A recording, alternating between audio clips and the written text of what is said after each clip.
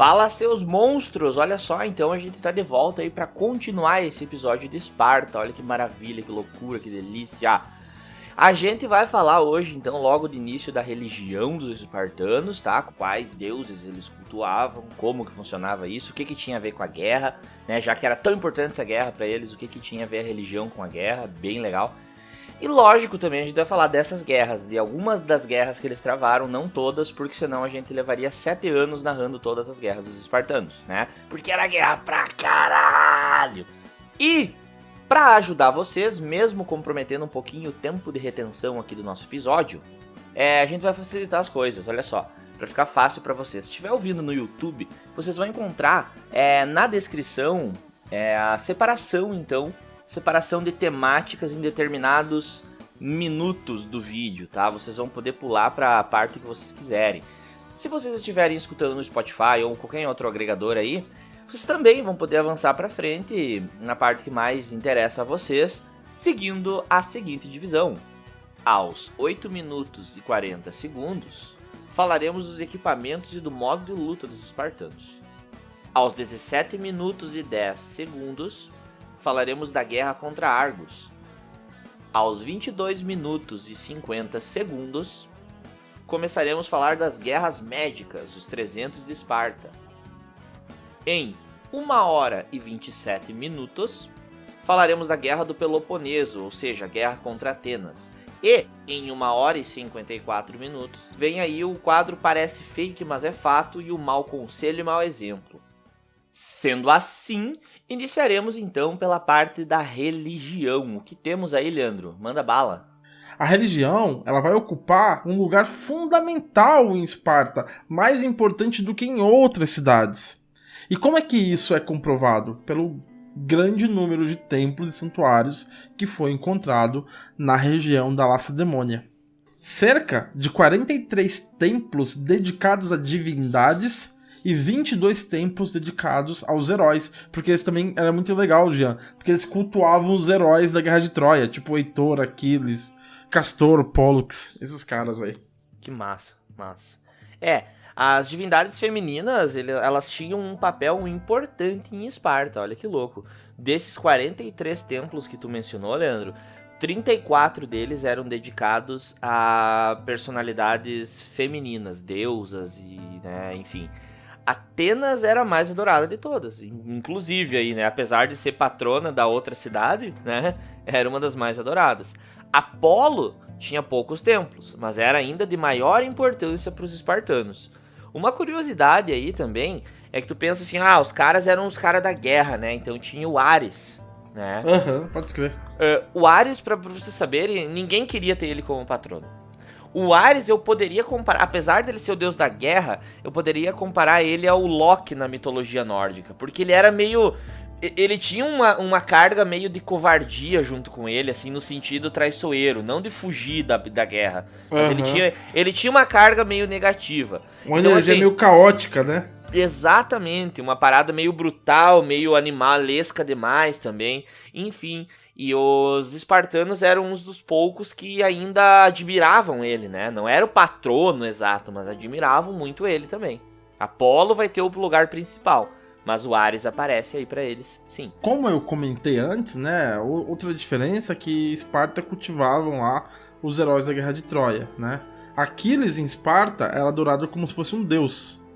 E Esparta chegava a ter 2 santuários dedicados a ele. Outras personalidades de Troia eram honradas, como por exemplo Agamenon, Cassandra, Clitemnestra, Menelau, Helena. Hércules em Esparta, Jean, era tipo um herói nacional. Eles se chamavam de os filhos de Hércules. Exato, né? O povo que deu origem a Esparta, os dórios, eram os filhos, né? Os filhos de Hércules. Na mitologia, né? Eram, né? Tanto que o tema dos 12 trabalhos foi muito, muito, muito explorado pela arte, pela iconografia espartana. Então tinha essa diferença também. É legal que tu fala da arte, da iconografia, porque aí já a gente pode fazer um link, Leandro, com os sacrifícios que eles faziam e tipo, a importância que eles davam aos sinais divinos, né? A ideia mais da imagem e tudo mais. Os sacerdotes, eles tinham uma função especial aí, eles tinham um papel muito importante, Leandro. né? Os 2 reis, assim, eles mesmos, tá? Até os 2 reis da diarquia, eles tinham, eles mesmos, um estatuto de sacerdote. Eles tinham que realizar sacrifícios públicos. Então, quando era uma coisa destinada ao público, eram os 2 reis que iam lá e faziam esse papel de sacerdote, para ter uma ideia, né? Então, esses sacrifícios e os sinais divinos eram muito valorizados. Ainda mais em tempo de guerra, né, cara? Em tempo de guerra, era assim, ó, era primordial. Não é por nada que a gente falou sobre isso no episódio anterior, quando a gente comentou sobre a guerra, sobre os deuses, né? Que a gente fez um storytelling lá, né? Porque assim, ó, antes então da partida para uma expedição militar, por exemplo, eles faziam um sacrifício a Zeus. No momento em que eles passavam das fronteiras, então, da sua região para a fronteira do inimigo, eles realizavam então um sacrifício aí a Zeus e a Atena. Muito louco, cara, muito louco isso aí. E olha só, e antes da batalha, aí sim via, só nesse momento vinha o sacrifício a Ares, tá? Que é o deus e espírito da guerra aí, né? Aí sim, na hora do que o pau come, aí sim eles invocavam Ares, né? Agora é Ares, quero nem saber, agora eu tô muito louco, quero matar, tô nem aí. Além desses sacrifícios e dos templos, eles tinham os festivais religiosos que eram também muito importantes em Esparta. O principal festival era a Carneia, que acontecia no mês de agosto, que era um festival de honra ao deus Apolo. E a Carneia, durante a Carneia, era inclusive proibido de lutar. Esse festival ele durava 9 dias, né? Nos quais 9 tendas eram armadas perto dos muros da cidade. Então ele tem aí a simbologia do número 9. De acordo com a tradição, o exército não podia sair do território espartano durante esse festival. E os reis não tinham permissão para liderar nenhum tipo de campanha militar e nem declarar guerra na época da Carneia. Caralho! Ou seja, era uma época de purificação dos homens. E é muito louco, porque daí os inimigos vão invadir a Grécia muitas vezes na época da Carneia, justamente porque os espartanos não podiam se defender. E a história do... Sacanagem, né? Sacanagem, né? Ó, o Leandro acredita na Carneia, tá ligado? Ser inimigo dele. Eu vou esperar chegar a era da Carneia, daí eu vou chegar lá, vou meter soco na cara desse retardado que ele não vai poder se defender, tá ligado? Eu vou fazer isso, malandragem. E quem viu 300, lá quem viu o filme 300, mostra bem isso ali, é uma ilustração, né, do filme, de que justamente o Leônidas, ele não pode levar o exército todo de Esparta pra guerra contra os Xerxes, justamente porque é a época da Carneia, e os gregos não guerreiam durante a Carneia.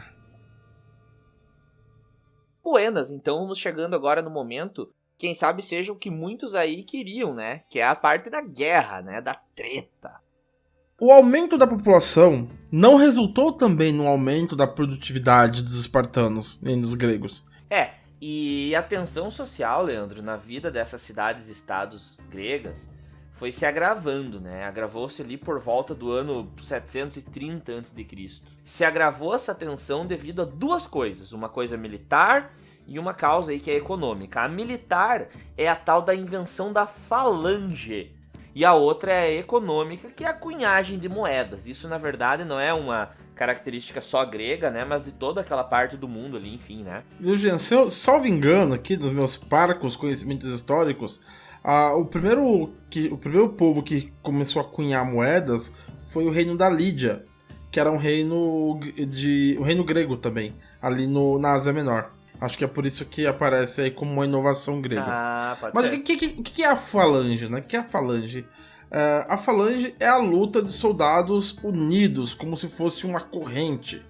Essa luta em formação se mostrou muito mais eficiente que o combate entre campeões, como aqueles que aconteceram durante a Guerra de Troia, que teve o Aquiles, o Heitor, Agamenon, né? Por quê? Porque com as falanges, a cidade-estado, ela não dependia unicamente de um ou outro cara muito talentoso. Elas puderam formar grandes exércitos equipados aí com equipamentos de ferro que eram mais baratos do que os equipamentos de bronze.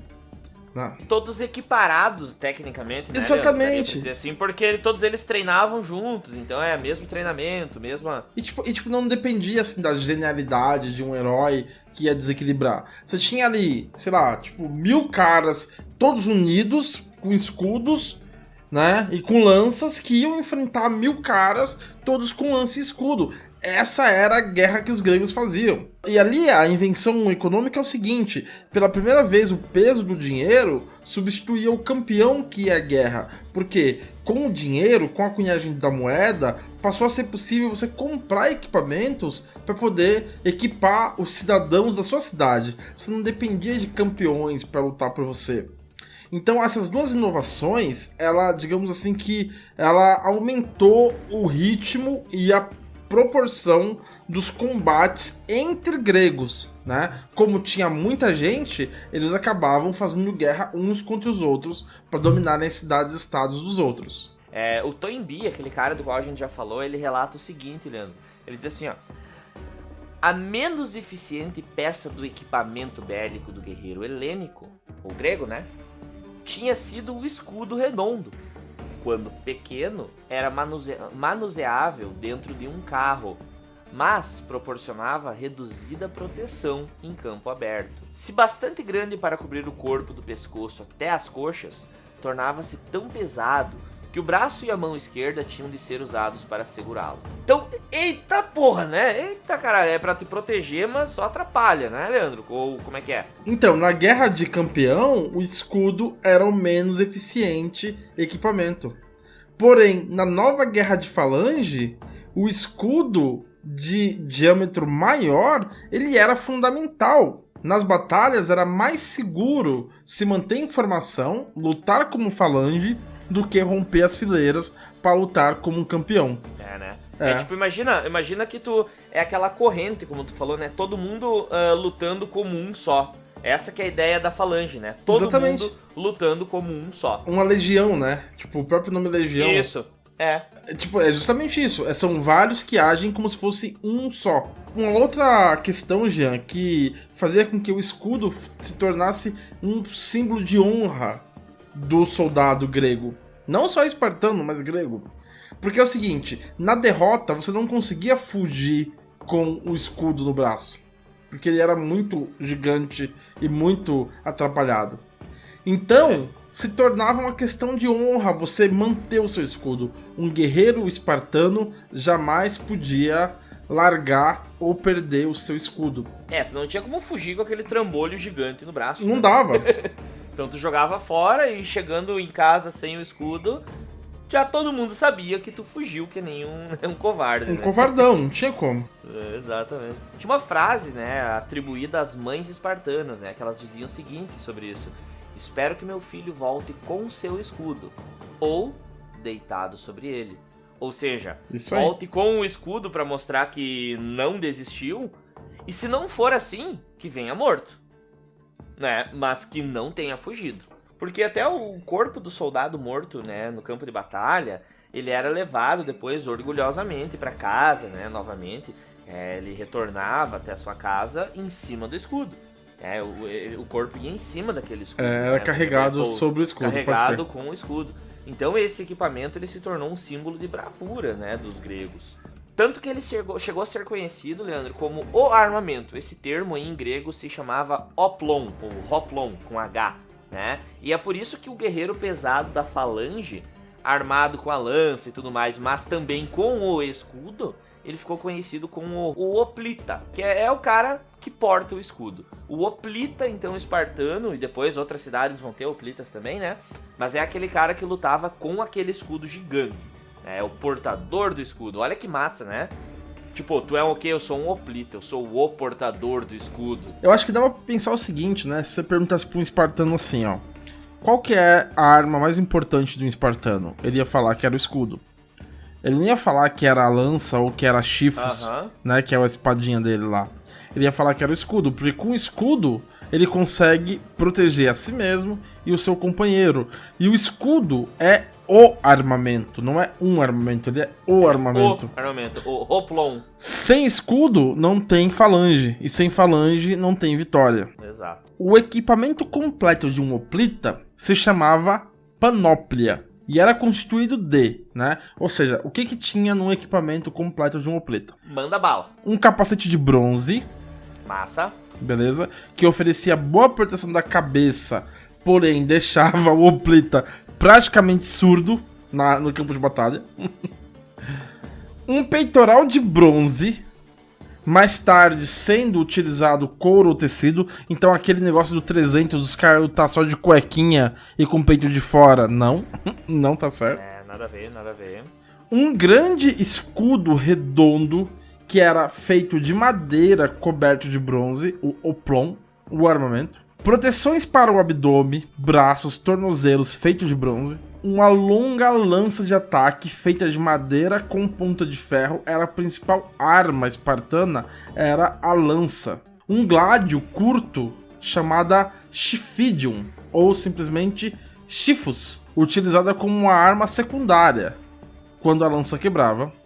E uma capa de um vermelho intenso. Todos os soldados espartanos utilizavam a capa do super-homem. Não sei porquê. Que era a cor deles, né? Era a cor deles?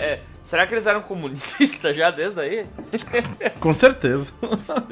Pega um debilóide tipo o Bolsonaro, ele vai olhar assim, nossa, esse comunista. Verde e vermelho na hora, né? Mas na hora, assim, na hora ele vai dizer que é coisa de comunismo. Jean, e todos os espartanos eles tinham um lambda gravado no escudo. O lambda é uma letra grega que é tipo um triângulo, só que sem a parte de baixo, sabe? Ou então um A, só que sem com A, Só que sem a partezinha do meio ali. Um lambda. Então vamos ver um pouquinho agora das guerras realmente que eles travaram, né? Eu vou começar, Leandro, com a tal da guerra contra Argos, certo? Tem uma história bem legal aí. Argos, né? é foda. Então, Argos, para início de conversa, era a principal rival de Esparta lá na região do Peloponeso. Por volta de 669 a.C., Esparta e Argos então se enfrentaram em batalha campal, tá ligado? Frente a frente, escudo contra escudo, mano. Bagulho pesado. Os espartanos eles foram vencidos então pela liderança do rei Feidon de Argos. Então os espartanos também perdiam? Eles perdem, eles são humanos. Começamos com essa já, né? Espartanos foram vencidos. Sim, eles são vencidos, gente. Eles não são um mito, não, tá? Mas olha só que louco, olha só que louco. Em 545 eles vão se enfrentar novamente, tá? E aí eu vou chamar quem pra nos dizer um pouco sobre isso? O Heródoto. O Heródoto, o primeiro historiador grego aí, né? O primeiro historiador da humanidade, alguns dizem, enfim, né? Não vou entrar nesse mérito, mas Heródoto diz o seguinte: ao invés de comprometer todas suas tropas, as duas cidades acordaram em lutar com apenas 300 homens cada. Não é ainda a história dos 300 de Esparta, tá? Não é.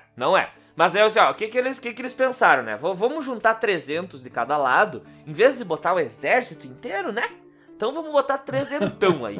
300 contra 300, aí a gente resolve. Os que venceram a guerra inteira.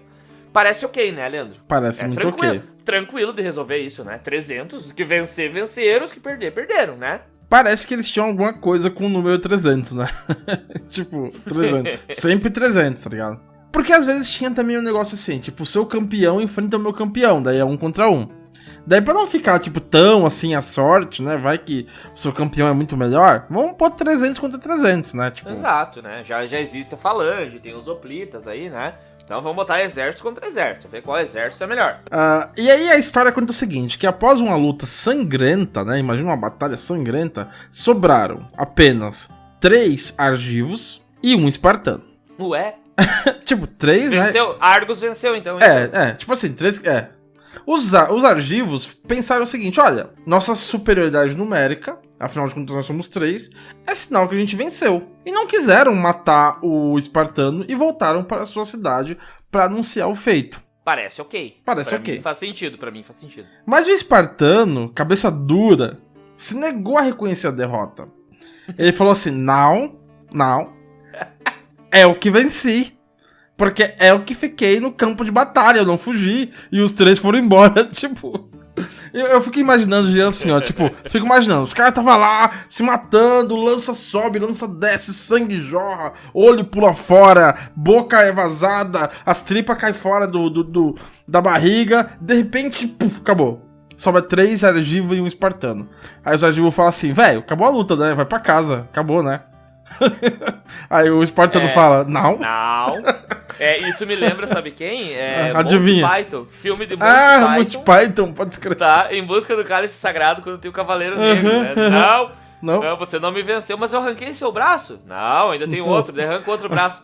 Não, mas você não me venceu, seu covarde, você não pode passar por mim. O cara tira as pernas. Tá, vai fazer o quê agora? Vai sangrar em cima de mim? Não, volta aqui. Você é um covarde. Volta. O cara nunca aceita a derrota. Teimoso, né? Parece Fidel. O fato é que o espartano não vai aceitar a derrota. Ele vai voltar pra Esparta e vai falar assim: gente, adivinha quem venceu a guerra de 300 contra 300? Justamente, nós vencemos. O único espartano que sobrou vai reclamar a vitória para si. E aí os espartanos vão fazer o quê? Não contentes em apenas vencer, eles vão erguer um monumento em homenagem à sua vitória contra os argivos. Cusões do caralho, né? Muito cuzão, louco, cara. Tá louco, cuzões demais. Olha só, é claro que os argivos aí não vão tolerar isso, Leandro. O Argos não tolera essa ideia e pensa assim, ó. Quer saber? Então beleza, vou mandar todo o meu exército agora, já que vocês não honraram, né? É mais ou menos essa ideia, né? Não honraram aquela ideia de 300 contra 300, já vocês estão sendo teimosos. Vou mandar o exército inteiro e vamos dar mais um coro em vocês, porque eles já tinham dado um coro em Esparta antes, né? Eles já tinham vencido Esparta numa outra batalha. E aí eles, então beleza, agora vamos que vamos. Só que aí nessa segunda chance agora que Esparta teve, aí os espartanos conseguem a vitória. Justamente por causa daquele teimoso, cabeça dura do caramba, tá ligado? Aí eles conseguem, assim, não vou dizer por sorte, obviamente, eles tiveram seu mérito militar ali, mas sacanagem, né? Sacanagem. Esse único espartano, ele se chamava Fidelicus. Fidelicus, Rafaelicus Fidelicus. Rafaelicus Carvalicus. Tá ligado? Era um espartano daquela época. Pra quem não sabe, aí, piada interna com o nosso amigo, ex-colega da faculdade, tá? Polaco teimoso pra caralho. Eu acho, Leandro, eu arrisco a dizer que quem nos escuta assiduamente, a gente não precisa nem explicar mais. Porque a gente fala em todo episódio dele, na verdade. Fidel é nosso mascote. A gente tinha que convidar o Fidel num episódio aí, porque a gente fala dele em todo episódio, cara. Será convidado. Será convidado. Leandro, apesar disso, nós temos um outro conjunto de guerras aí, que são várias, na verdade, mas se enquadram num tópico chamado de guerras médicas. As guerras médicas, cara, essas são as principais, assim, não tinha como deixar de fora, tá? Guerras médicas, pra começar, né, já vou esclarecer aí, né, porque deve ter alguém pensando, essa devia ser a guerra de médicos. Não tem nada a ver com medicina, seu cavalo, tá? Burro. Seu Bolsonaro. Guerras médicas, seu animal, tem a ver com o quê?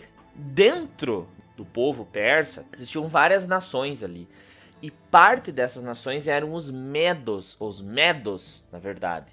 Então, guerra médica porque é guerra contra os medos. Mas os gregos não tinham muito bem essa diferenciação de quem era quem ali desses povos estrangeiros e muito longínquos deles, na verdade, né? Então, ficou esse nome Guerras Médicas na história porque era guerra contra os medos. Mas, para vocês entenderem, são as guerras dos gregos contra os persas, basicamente, tá? Isso aí. Então, eu vou começar aqui, Leandro, com uma citação do Paul Cartledge. Embora a opinião de Heródoto seja mais favorável a Atenas, foram realmente os espartanos que mereceram o mérito da vitória final. E foram também eles que sacrificaram tantos guerreiros extraordinários nas Termópilas.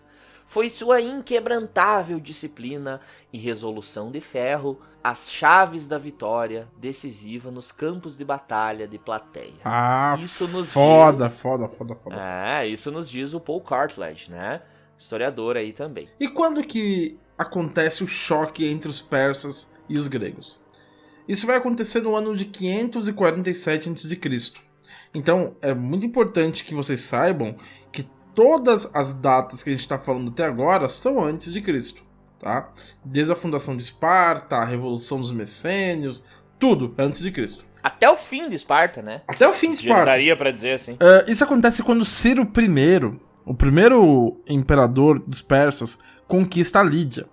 O reino da Lídia era na Grécia Asiática e era formado por povos gregos. Os persas, quando conquistaram os lídios, obrigaram esses gregos a continuarem submissos a eles. E os persas conseguiram o que os lídios não conseguiram, ou seja, conquistar a cidade de Mileto. É aí que o bicho pega, porque Mileto não queria, né? Mileto não queria estar no meio desse mesmo bonde, né? Não queria estar nesse Porque rolê. Mileto é uma cidade maior, né? Vamos dizer assim, né? Passam-se alguns anos, uma década e pouco aí, em 525 a.C., o segundo imperador persa, então, o Cambisés I, né? Conquistou o Egito. Tá? Esse imperador persa vai conquistar o Egito. Quem é familiar já com a história do Egito sabe que o Egito passa por dominação dos persas por um bom período aí, né?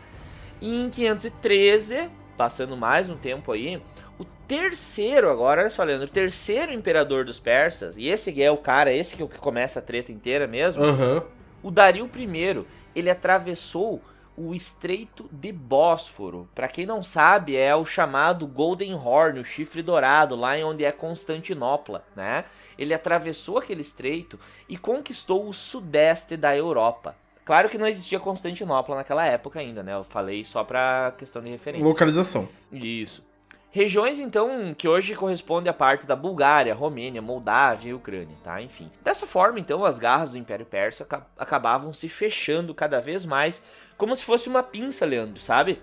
Sobre a Hélade, ou o território dos gregos. Então imagina, eles vão meio que abraçando o território dos gregos. Lá embaixo com o Egito, né? E lá em cima também. Então, enfim, os persas, então, eles governavam suas colônias helênicas financiando ditadores locais. O que eles faziam? As colônias que eram dos gregos, que agora estavam sob domínio dos persas, eram governadas por ditadores. Os persas iam lá, financiavam alguns caras que eram pró-Pérsia, né? Uns caras que gostavam da Pérsia, os caras que estavam sendo pagos, na verdade, e esses caras governavam como ditadores. Muito diferente da política grega, né?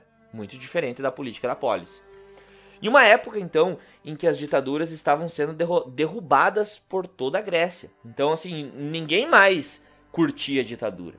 Mas os persas estavam botando suas garrinhas pra fora e estavam financiando ditaduras. Então, assim, ó, o que eu tenho a dizer sobre essa expansão do Dario I, Leandro, é que, de fato, ele afrontou o mundo grego, sabe? Eu vejo dessa forma, ele afrontou o mundo grego e o orgulho grego de fazer sua própria política. Porque você imagina assim, Jean, é mais ou menos como acontece hoje.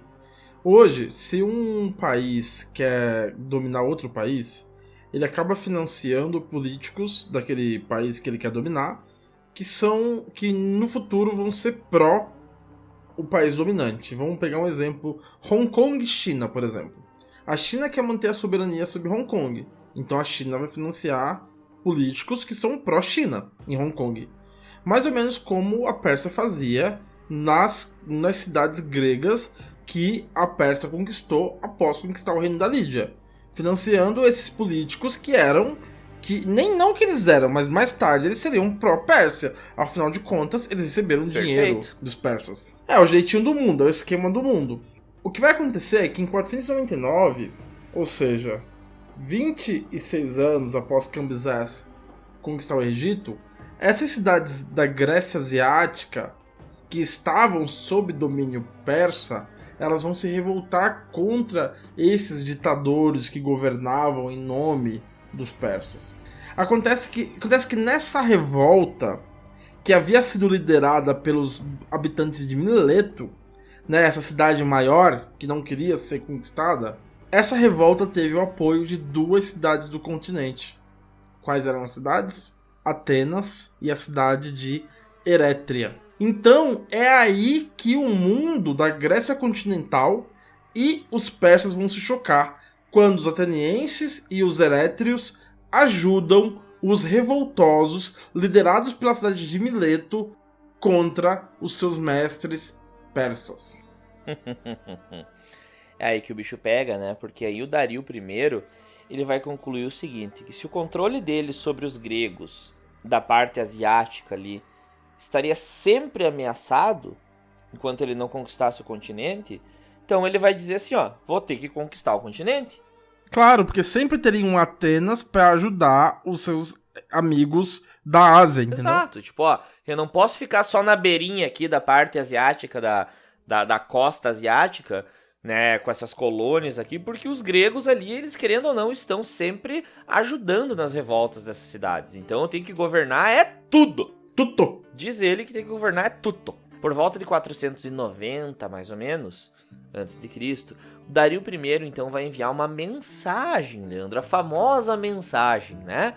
Uhum. Ele manda para as principais cidades da Grécia continental, né? Uma mensagem muito formosa, muito querida, né? Ele pedia que essas cidades demonstrassem aí, né, de certa forma, a submissão delas aos persas. E como que era essa mensagem? Era muito tradicional entre eles pedirem o quê? Uma amostra de submissão, oferecendo a eles, então, de forma simbólica, terra e água. Nosso imperador Dario I pede apenas de vocês terra e água. E isso aparece muito bem no filme, dos 300 de Esparta. Aparece, né? total. E aí que nós temos a cena clássica, né? Porque tanto Atenas quanto Esparta se negam, né? Terra e água é o caramba. Some daqui, cara, como assim? É meu ovo.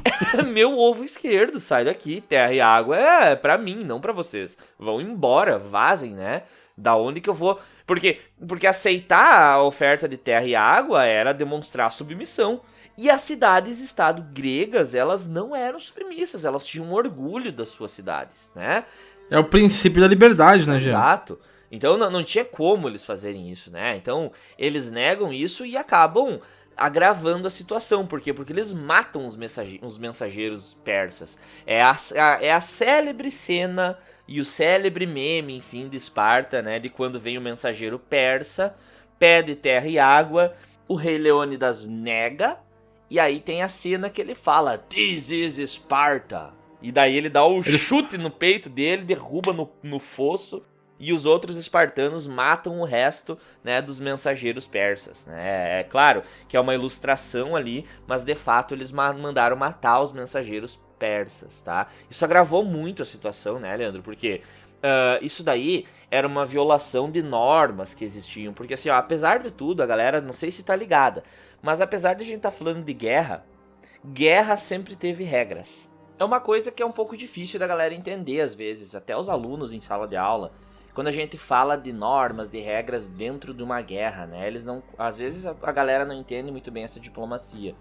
Mas nas guerras se aposta numa ideia de que ela vai ter início e fim.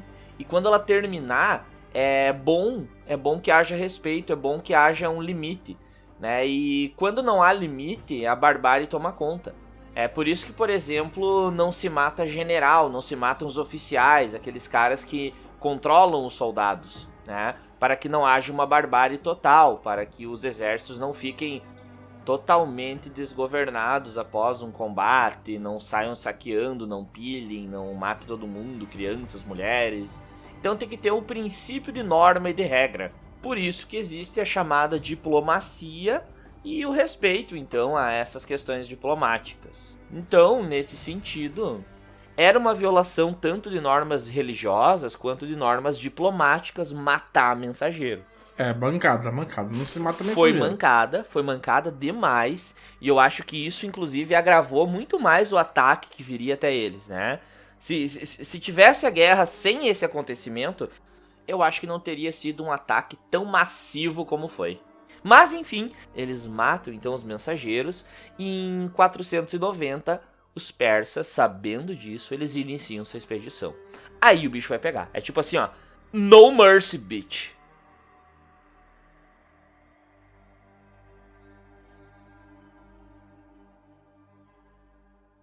Depois que se inicia a expedição persa, em 490 a.C., né, como o Jean contou, os principais objetivos dos persas eram o quê? Se vingar daquelas duas cidades do continente que tinham ajudado na revolta de Mileto. Então, primeiro eles queriam conquistar a Erétria e depois Atenas. A Erétria era uma cidade pequena, então foi um alvo fácil. O exército persa incendiou a cidade, destruiu os santuários, fez o demônio, levou todo mundo como escravo. E aí, assim a gente pode entender que os atenienses, Leandro, eles estavam meio que sozinhos contra o poder do Império Persa, né? Ninguém mandou se meter na guerra de Mileto. Um homem chamado Fidípides, ele foi mandado, então, pelas lideranças para avisar Esparta, né? Chama Esparta! Corre chamar Esparta! E ele consegue chegar lá, avisa Esparta, tudo mais, beleza? Só que os espartanos, eles falaram, beleza, vamos lá sim, vamos lá, tranquilo, beleza. Volta Fidípides, né? Então, o que acontece? Tem uma pequena cidade-estado, a cidade-estado de Plateia, que ela é a única que ajuda, na verdade, os atenienses. E os atenienses, eles conseguem vencer na famosa batalha de Maratona, Leandro, né, os persas. É legal, eu tava até olhando os mapas, Leandro, antes sobre isso. A batalha foi muito massa, porque assim, ó, os atenienses, eles estavam em minoria. Os hoplitas, eles também lutavam com hoplitas, tá, os atenienses nesse momento. E uma das características da falange de hoplitas é que, basicamente, eles são lerdos. É uma infantaria pesada, devagar. Só que eles conseguiram, por táticas militares, né, de um general chamado Milcíades, eles conseguem inutilizar a cavalaria e os arcos dos persas, e aí eles vencem. Os espartanos até chegam, mas eles chegam tarde demais, eles não chegam a ajudar nesse sentido. E aí reza a lenda que esse mesmo Fidípides, que foi o cara que avisou os espartanos, ele recebeu mais uma ordem agora. Olha só, ele recebeu uma ordem de correr mais 42 quilômetros até Atenas. Rapidão, tá ligado? Rapidão. A fim de comunicar a vitória dos gregos. Então, da região da batalha de Maratona até Atenas tinha 42 quilômetros. Reza a lenda que ele correu, caiu, bateu com a barriga no muro e quase morreu. Brincadeira. Após ter anunciado a vitória, ele morre. Realmente, diz a lenda, né? Diz que ele chega e fala assim, né? Alegrai-vos, atenienses, nós vencemos e tudo mais. Tem uma história engraçada sobre isso, que em grego, Nike simboliza vitória, ou vencemos. E nós temos o quê? Nós temos uma marca hoje muito conhecida, que é a Nike, né? E o símbolo da Nike é aquele que é uma coisa que parece um certo, né? Um sinal de correto. Mas na verdade ele é uma simbolização do quê? Das asas da deusa Nike, a deusa da vitória. Que massa, tá ligado? Então é mais ou menos isso. Da hora. E essa batalha do Maratona é uma das mais famosas, então, de todo esse processo. Dá pra dizer que esse triunfo dos atenienses em Maratona foi como a vitória de um Davi contra um Golias, porque os atenienses estavam em bem menor número.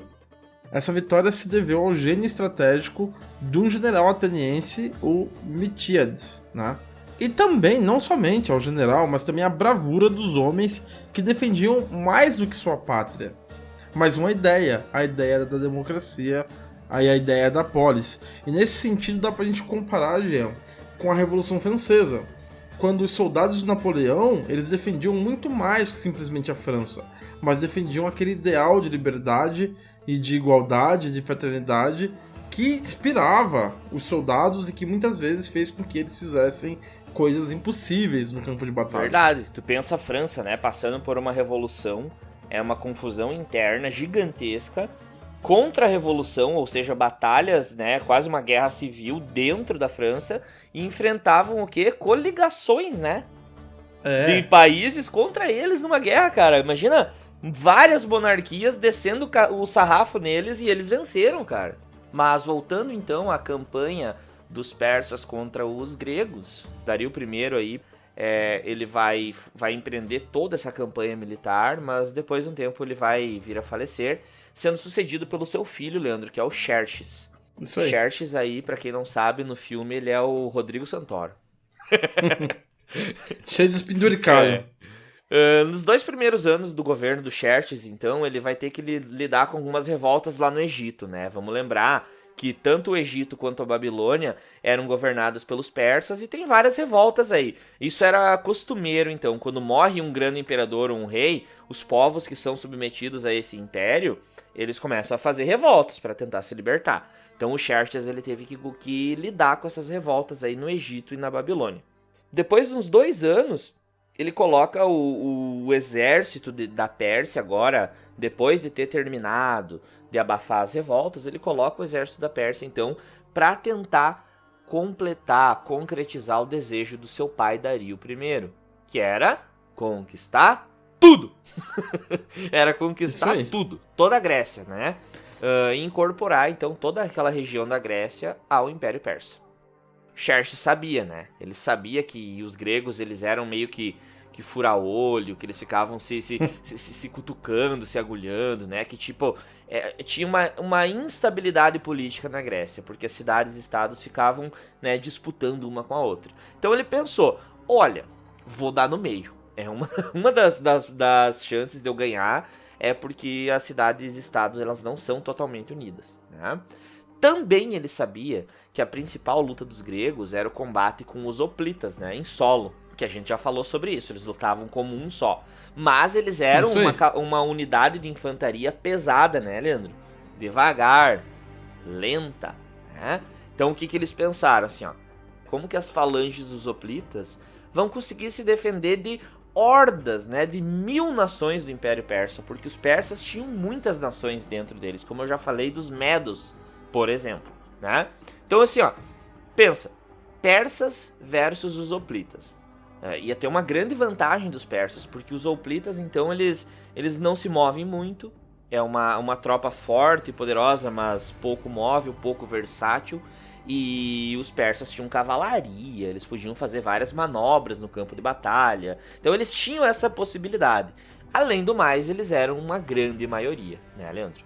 Exatamente. Porém, o Xerxes, né, filho de Dário, tentando ali cumprir o que o pai dele não conseguiu, conquistar a Grécia continental, ele vai negligenciar duas coisas.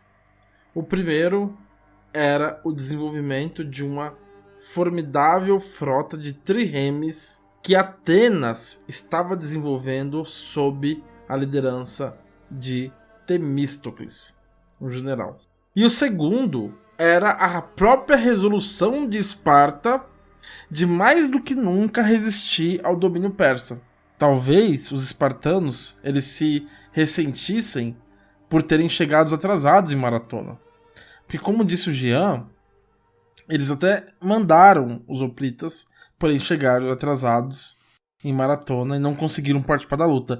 Então, mais do que nunca, eles queriam vencer a porra dos persas. Doeu na alma, né? Isso doeu na alma. Imagina, fomos ajudar e vai parecer que a gente é covarde agora, né? Vai parecer que a gente não quis ajudar, que a gente fugiu da batalha, mas não. Ô, Jean, e sabe por que porra eles atrasaram? Quer saber por que eles atrasaram? Por quê? Por causa da Carneia, de novo. Porra, sempre a porra da Carneia, sério. Quando o cara foi lá chamar os espartanos, eles falaram, beleza, a gente já vai. Eles estavam em Carneia, não tinha como ir. Ah, cara, sempre essa mesma merda. Todo dia é isso, bicho. Todo dia isso. Sai fora, bicho, todo dia é isso. Leandro, e como sempre, antes de qualquer expedição militar, os espartanos iam fazer o quê?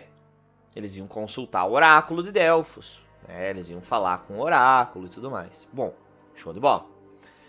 O que o oráculo responde para eles nesse momento antes da luta? Disse o seguinte: ouçam seu destino, ó moradores de Esparta. Ou a sua famosa e grande cidade deve ser saqueada pelos filhos de Perseus? Ou, se isso não pode ser, toda a terra da Lacônia irá lamentar a morte de um rei da casa de Hércules. Pois nem a força de leões e touros irá segurá-lo. Força contra força, pois ele tem o poder de Zeus, e não terminará até que um dos dois seja consumido. Forte demais, né, cara? Ou seja, um filho, né, um rei, um filho de Hércules aí, da casa de Hércules, ou a própria cidade. Algum dos dois se vai. Então... Um filho de Hércules contra um filho de Perseu. Pegou a referência persas, Perseus? Exatamente. Então os filhos de Perseus, né, os persas.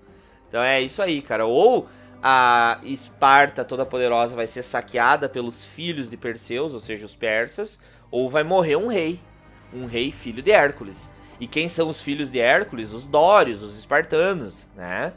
Então o rei de Esparta vai morrer. Então, querendo ou não, os oráculos metiam uns spoilers legal, né? Metiam uns spoilers da hora. Porra, quer saber de uma parada ali, eles entregam toda a história já pra ti, né? Sacanagem. No ano de 481 a.C., relativamente poucas cidades gregas se reuniram em Corinto para poder planejar a resistência, né? Então eles se reuniram ali para falar, e agora? Xerxes vai atacar, o que a gente vai fazer? A reunião ocorreu no santuário de Poseidon. A ideia desses gregos que se reuniram em Corinto era de fortificar os caminhos que levavam ao Peloponeso, né, que era a região onde estava a Lacedemônia, onde estava a cidade de Esparta, e transformar essa região numa grande fortaleza. Porém, tinha uma merda aí. A força dos Xerxes era anfíbia, eles iam atacar tanto por terra quanto por mar.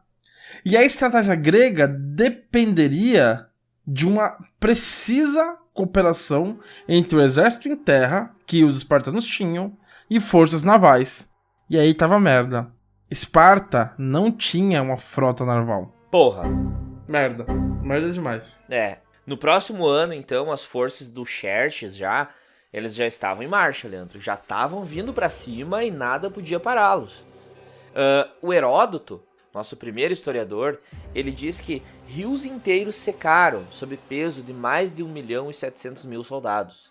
E cerca de 1.000 barcos da frota estavam vindo até a Grécia. Estimativas mais sensatas, vão dizer, né, de alguns outros historiadores militares, eles falam em 80.000 até 250.000 soldados, tá? E cerca de 600 navios de guerra.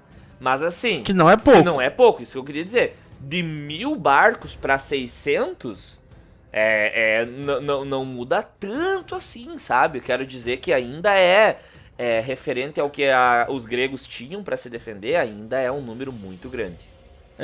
Não é fácil. E aí, meus queridos, começa o que a gente chama da Batalha das Termópilas. Por quê? Porque aquela reunião que tinha sido feita em Corinto vai resolver que é ali nas Termópilas que se deve montar uma resistência para poder se defender dos persas. Termópilas significa portões quentes, Termópilas, portões quentes. E elas ficam bem no centro da Grécia continental. É uma passagem estreita entre duas grandes cadeias de montanhas. Pra vocês terem ideia, a distância de um paredão pro outro não passam 2 carros. Pra vocês terem ideia de como é estreito né? esse desfiladeiro das Termópilas. Esse desfiladeiro era uma rota usual de qualquer exército que chegasse no norte da Grécia e desejasse rumar em direção ao sul, ou seja, a Atenas e Esparta. E foi nessa região que a resistência, liderada por Esparta, escolheu dar o primeiro combate aos persas. Leandro, é legal que, na verdade, tu falou, é a rota principal para qualquer exército que devesse chegar até o sul do continente, né, para Atenas e Esparta. E era o objetivo dos persas, né? Então eles tinham que passar por ali, né? Eles tinham. O foda é o seguinte, Jean, que de uma força de cerca de 8.000 cidadãos prontos para lutar, Esparta só conseguiu enviar 300 guerreiros. E a gente já sabe por quê, né? A questão da Carneia. Exatamente, né? O porquê disso, né? Nós temos... Chega o Tigas, né? O Tigas fala... Contra quantos, Leônidas? Né? Fala 300. Fala 300, não era 300, 30.000. Porra, cara, é que tá querendo demais, né? Porra, Leônidas, tem que parar de arrumar essas confusão, viado. Acabei de casar. É foda, cara. Mas por que então, né? Os espartanos, como tu falou, eles precisavam respeitar o tal do festival da Carneia, né? Sempre essa mesma história, né? Sempre essa coisa. Então, em honra ao deus Apolo, eles não podiam fazer isso. Para você ter uma ideia, de 8.000 cidadãos, Esparta só conseguiu enviar 300. Mas também os seus aliados, que podiam ter chegado a tropas de entre 20 e 25 mil gregos, só conseguiram mobilizar 4.000. Então, lá nas Termópilas não iam ter só 300 espartanos. Eram 300 espartanos mais 4.000 gregos de várias cidades. Exato. Isso a Globo não mostra. Então é interessante, né? Interessante ressaltar isso. Mas buenas, né? As forças do Peloponeso, então, 4.000 homens, então, né? Se juntaram com mais 3.000 outros gregos de regiões, né? Ao norte. Ou seja, no total dá mais ou menos cerca de 7.000 gregos, né? Combatendo nas Termópilas contra então, os persas. Mas explica aí, Leandro, por que 300 de Esparta, né? Por que esses 300? Porque eu acho que fica meio estranho pra galera, sabendo que podia ter tantos soldados espartanos e só foram 300, né? O Heródoto conta que esses 300, eles haviam sido selecionados pelo Leônidas, né? Em parte porque todos eles tinham filhos homens. Ou seja, eles sabiam que eles iam morrer. Eles sabiam que eles não tinham como parar o avanço dos persas ali nas Termópilas. O que eles queriam era simplesmente ser um exemplo e uma inspiração para outros gregos. Então Leônidas vai selecionar 300, já que ele não pode levar os 8.000, porque Esparta tá na Carneia, ele vai levar os 300, que ele falava que era a guarda pessoal dele. Né? Quem que era o Leônidas? Leônidas era um rei de Esparta, da família dos Ágidas, filho do rei Anaxandres II e neto do rei Leão de Esparta. O Leônidas havia subido ao trono no ano de 491 a.C., como sucessor do seu irmão Cleómenes I. Bom, diferentes dos outros combatentes nessa batalha, nessa guerra, os espartanos estavam decididos a morrer ali, Leandro. Eles sabiam que, tipo, a gente tá indo com esses 300 e é ali que a gente vai morrer. Mas se a gente vai morrer, a gente vai dar no meio, né? Não é pra pouca coisa. Então, não é de brincadeirinha. É de brincadeira, vamos tentar. E isso, inclusive, reflete nas próprias táticas de batalha do rei Leônidas, né? Com o seu exército, porque, bom, a gente vai morrer, então vamos tentar aproveitar ao máximo cada homem, não vamos perder ninguém, né? Então vai ter todo um período de reconhecimento do terreno dos dois exércitos, vai ter um período, inclusive, de troca de informações, a gente vai ter, então, inclusive, diplomatas aparecendo ali, trocando aquela ideia básica, né? Mas, depois de 3 dias, começa a guerra.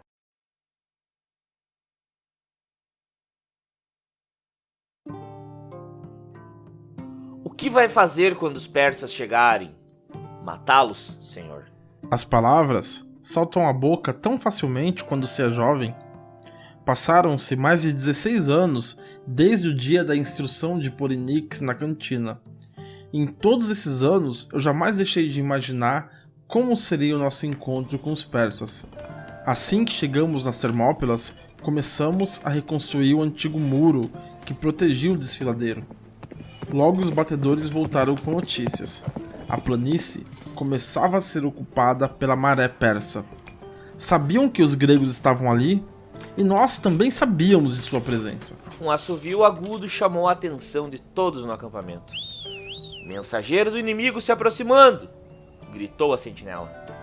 O mensageiro deteve-se à distância, gritando alguns nomes em grego. Dienikes, Polinix, Alexandros. Nós 3 fomos imediatamente convocados ao muro.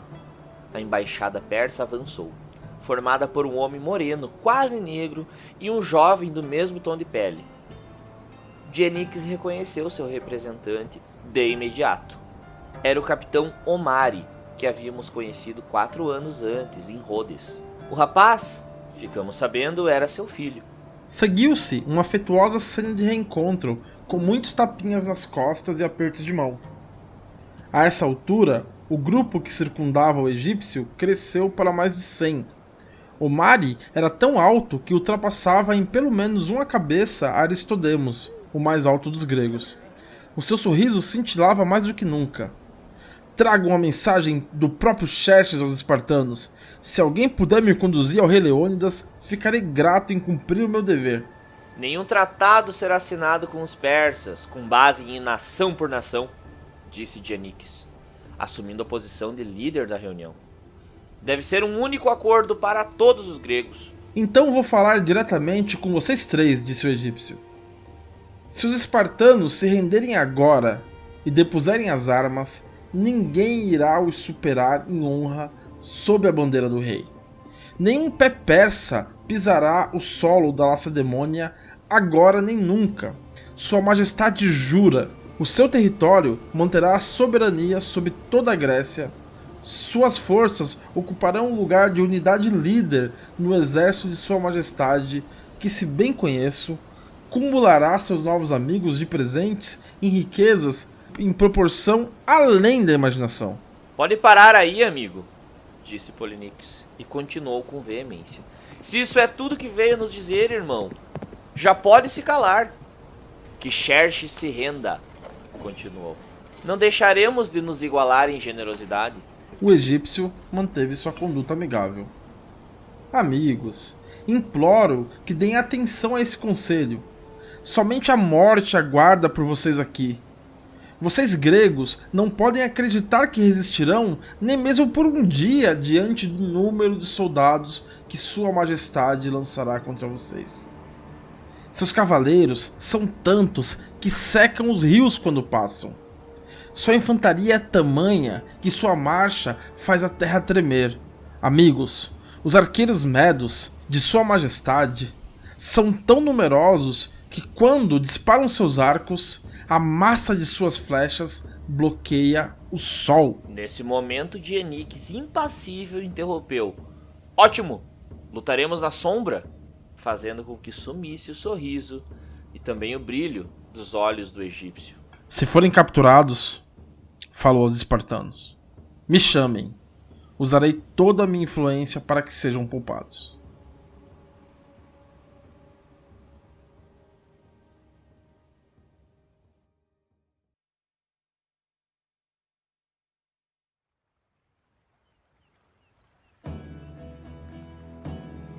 A morte escolheu a mais bela manhã para mostrar sua face.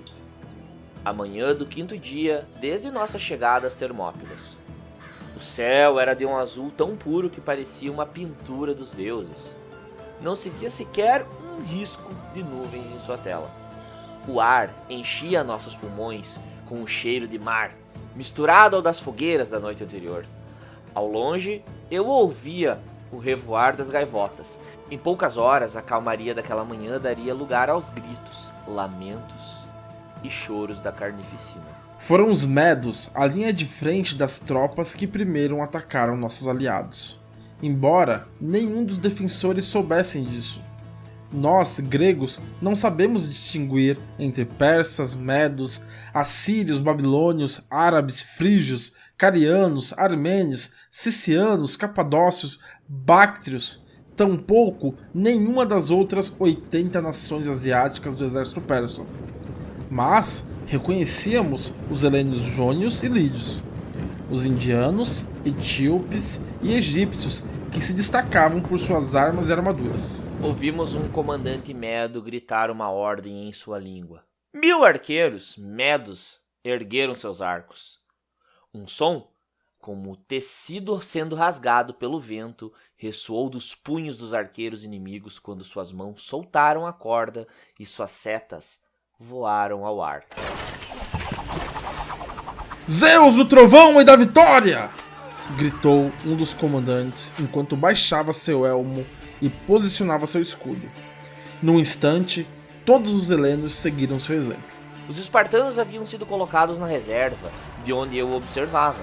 A mim pareceu que os gregos alcançaram os persas no intervalo de 2 segundos. Os soldados aliados não se importavam com as flechas que cobriam o céu. Quando a cobertura metálica dos escudos gregos se chocou com a parede de vime dos escudos medos, o resultado foi um som como de 10.000 gravetos se quebrando. O inimigo rodopiou e cambaleou. As lanças gregas subiram e mergulharam. Num instante, o campo de batalha foi ofuscado por uma nuvem de poeira. As 3 primeiras fileiras dos gregos se comprimiram contra o inimigo como uma parede móvel, empurrando o inimigo e golpeando com a lança, empurrando e golpeando, empurrando e golpeando. O som aumentou, o choque de espadas e lanças dos escudos, o som do bronze, como um sino tocando, os gritos dos homens, as explosões bruscas e cortantes quando as lanças lascavam sob o impacto e se partiam. Tudo ecoava e reverberava entre a face da montanha e o estreito.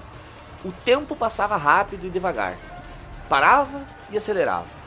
Agora, na zona mortal, víamos os elmos dos nossos aliados se destacando no meio da matança. É como se os gregos estivessem subindo um muro. E estão um muro de cadáveres persas. Em posição! Leônidas gritou nos convocando. Nossos aliados só resistirão por mais alguns minutos. Estão exaustos de matar. Ouçam com atenção. Quando chegar a nossa vez, o inimigo estará pronto para se render. Já posso ouvi-lo cedendo. Lembrem-se, estamos indo participar de um round de boxe. É entrar e sair. Ninguém morre. Nenhum herói. Entrar, matar todos que puderem e sair quando as trombetas soarem. Leônidas então ergueu a lança e abaixou o elmo. Nós o acompanhamos. Deu para ver Poliniques e os cavaleiros avançarem com o rei. O round dos aliados tinha terminado. Penetramos frontalmente no campo, 8 fileiras de profundidade, dando espaço para os aliados cansados se retirarem. Muitos caíam de exaustão. Quando nossa tropa de choque chegou a 3 escudos do fronte, as lanças começaram a mergulhar no inimigo por sobre o ombro dos aliados da linha de frente. Os escudos do inimigo eram leves e pequenos demais. Escorregavam, expondo o pescoço, coxas, garganta e virilha. Nós golpeávamos de cima para baixo com nossas lanças, repetidas vezes. Acertei um persa no rosto.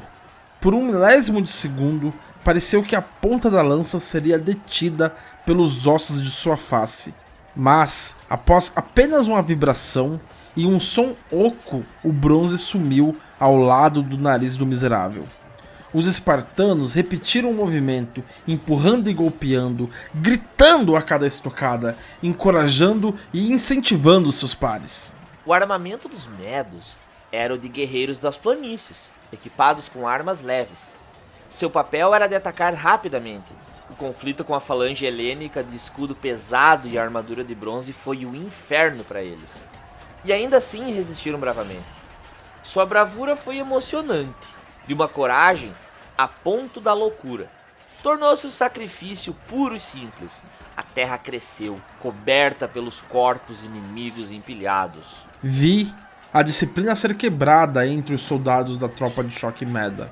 Desesperados, largavam seus arcos e simplesmente se arremessavam de mãos vazias sobre nós. Agarravam-se nas lanças, pendurando-se com as 2 mãos e lutando para arrancá-las dos espartanos. Então, a matança tornou-se homem a homem, revelando o lado mais selvagem do combate. Os espartanos matavam com movimentos rápidos e fatais de suas chifos, enfiando e retirando a espada da barriga do inimigo. Vi Poliniques ao lado do rei enfiando suas chifos no pescoço de um homem. O rei esquivou-se de uma espada de outro inimigo e com um giro cortou seu pescoço. Após, se abaixou e pegou uma lança do chão. Atirou-a com tanta força que seu impacto derrubou 2 inimigos de uma só vez.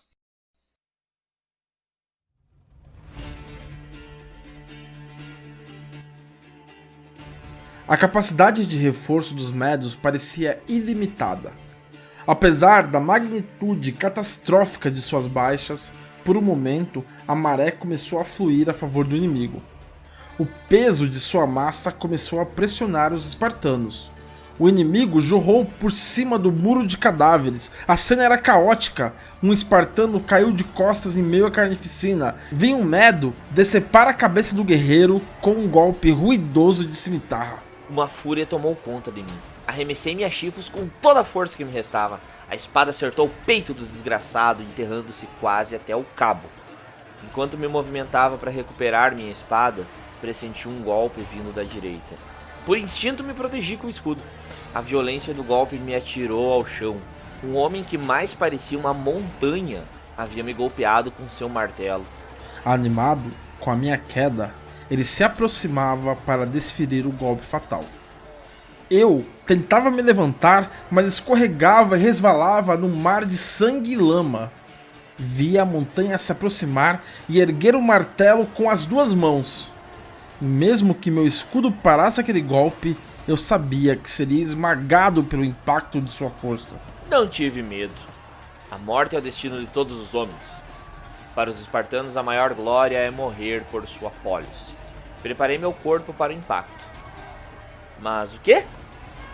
Uma ponta de lança coberta de vermelho brotou do pescoço do gigante. Seus olhos se arregalaram e em um instante perderam o brilho.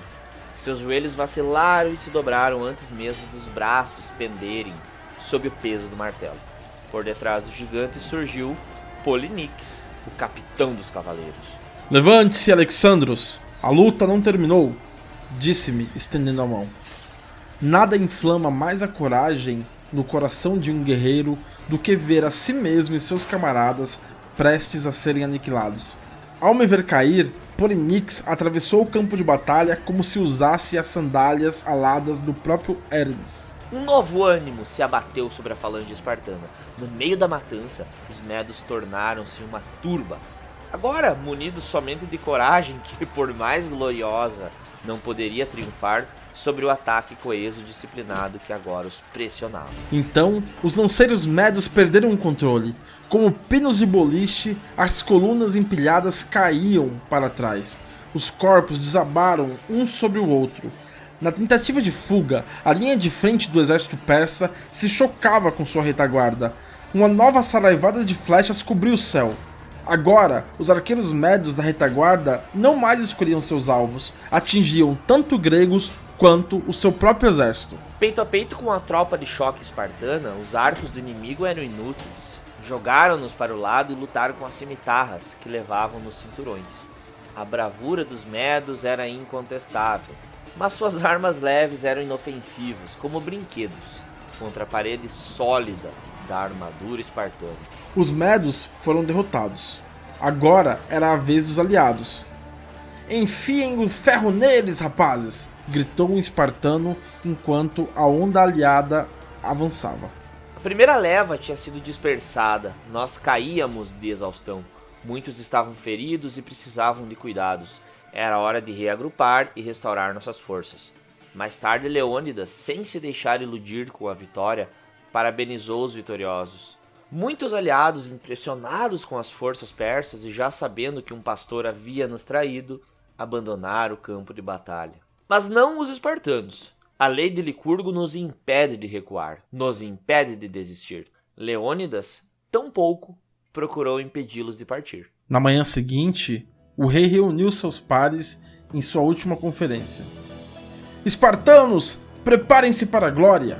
Uma nova era começou, uma era de liberdade, e todos saberão que os 300 de Esparta deram até o seu último suspiro para defendê-la. Aú! Aú! Aú! Preparem seu café da manhã e comam bem, porque essa noite nós jantaremos no inferno.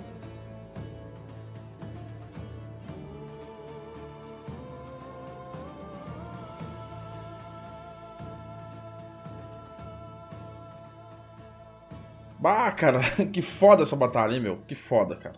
Foda pra caralho. É, nossa, essa batalha aí é do caralho, né? Você tá ligado que essa aí é a batalha que é representada lá nos 300, né? E tem o filme lá, o HQ, né? Ela é muito famosa, né? Tu fala em questão de cultura popular, para os espartanos, né? Essa história, né? A história dessa batalha, sempre, né? Acho que é o que mais lembro, na verdade, né? Toda cultura popular que se criou em cima disso aí vem em cima dessa batalha, né? E é engraçado que eles perdem, né? Essa batalha, né? Tipo, né? Tipo a Revolução Farroupilha que os gaúchos comemoram a derrota. tipo isso. Porque, tipo, o desfecho da batalha depois desses ataques e tal, né? Obviamente teve muita treta a mais do que essa parte que a gente narrou, né? A gente narrou só o comecinho. O que aconteceu? Um grego, né? Traiu os próprios gregos, mostrando para os persas um caminho que fez com que a elite da guarda do Xerxes, que era conhecido como os Imortais, conseguisse contornar aquela entradinha do desfiladeiro, e aí eles conseguiram cercar os espartanos. Na última batalha, o Leônidas ele é morto a flechadas, então ele não é o último a morrer, ele na verdade na última batalha ele é morto antes de alguns guerreiros, e aí conta a história que depois que o Leônidas morreu, os espartanos que sobraram lutaram assim, tipo, de uma maneira heróica, para conseguir recuperar o corpo do Leônidas na batalha, né, para não deixar o Leônidas ser profanado o corpo dele, né, depois de morto. Então os caras lutaram como gigantes, mas a última batalha foi isso aí, cara. Pois é, Leandro, é complicado, né, porque foi a primeira grande derrota dos gregos nessas guerras médicas, né? E, sinceramente, tudo que os persas tinham prometido fazer tava saindo do campo da promessa agora e parecia que ia virar realidade, porque, bom, eles realmente conseguiram uma grande vitória sobre os gregos, tá? E aí todo mundo começou a ficar com medo naquele momento lá, as cidades ao redor, os que ficaram sabendo, enfim, porque parecia que realmente a Hélade seria incorporada ao Império Persa. Porque pensa, né? Se os espartanos lá, que digamos, eram os guerreiros mais fodas lá da Grécia, perderam, né? Imagina os outros, né? Porém, Jean, o que aconteceu, tá? Enquanto rolava lá a batalha nas Termópilas, né? Enquanto os 300 espartanos e os seus aliados, né? Que somaram lá um total de 7 mil homens, lutavam contra dezenas de milhares de persas, houve uma outra batalha, mas aí uma batalha marítima. E nessa batalha marítima, por incrível que pareça, as tropas persas tinham perdido. Os atenienses, eles tinham conseguido uma vitória esmagadora contra as tropas do Xerxes na chamada Batalha de Salamina. Então, enquanto os persas venciam nas Termópilas, eles perdiam a batalha marítima em Salamina, né? E aí, essa derrota foi tão forte ali dos persas, que após esse evento, o próprio Xerxes ele vai se retirar da Grécia, porque o Xerxes ele estava lá nas Termópilas, enquanto suas tropas batalhavam contra os espartanos e os seus aliados.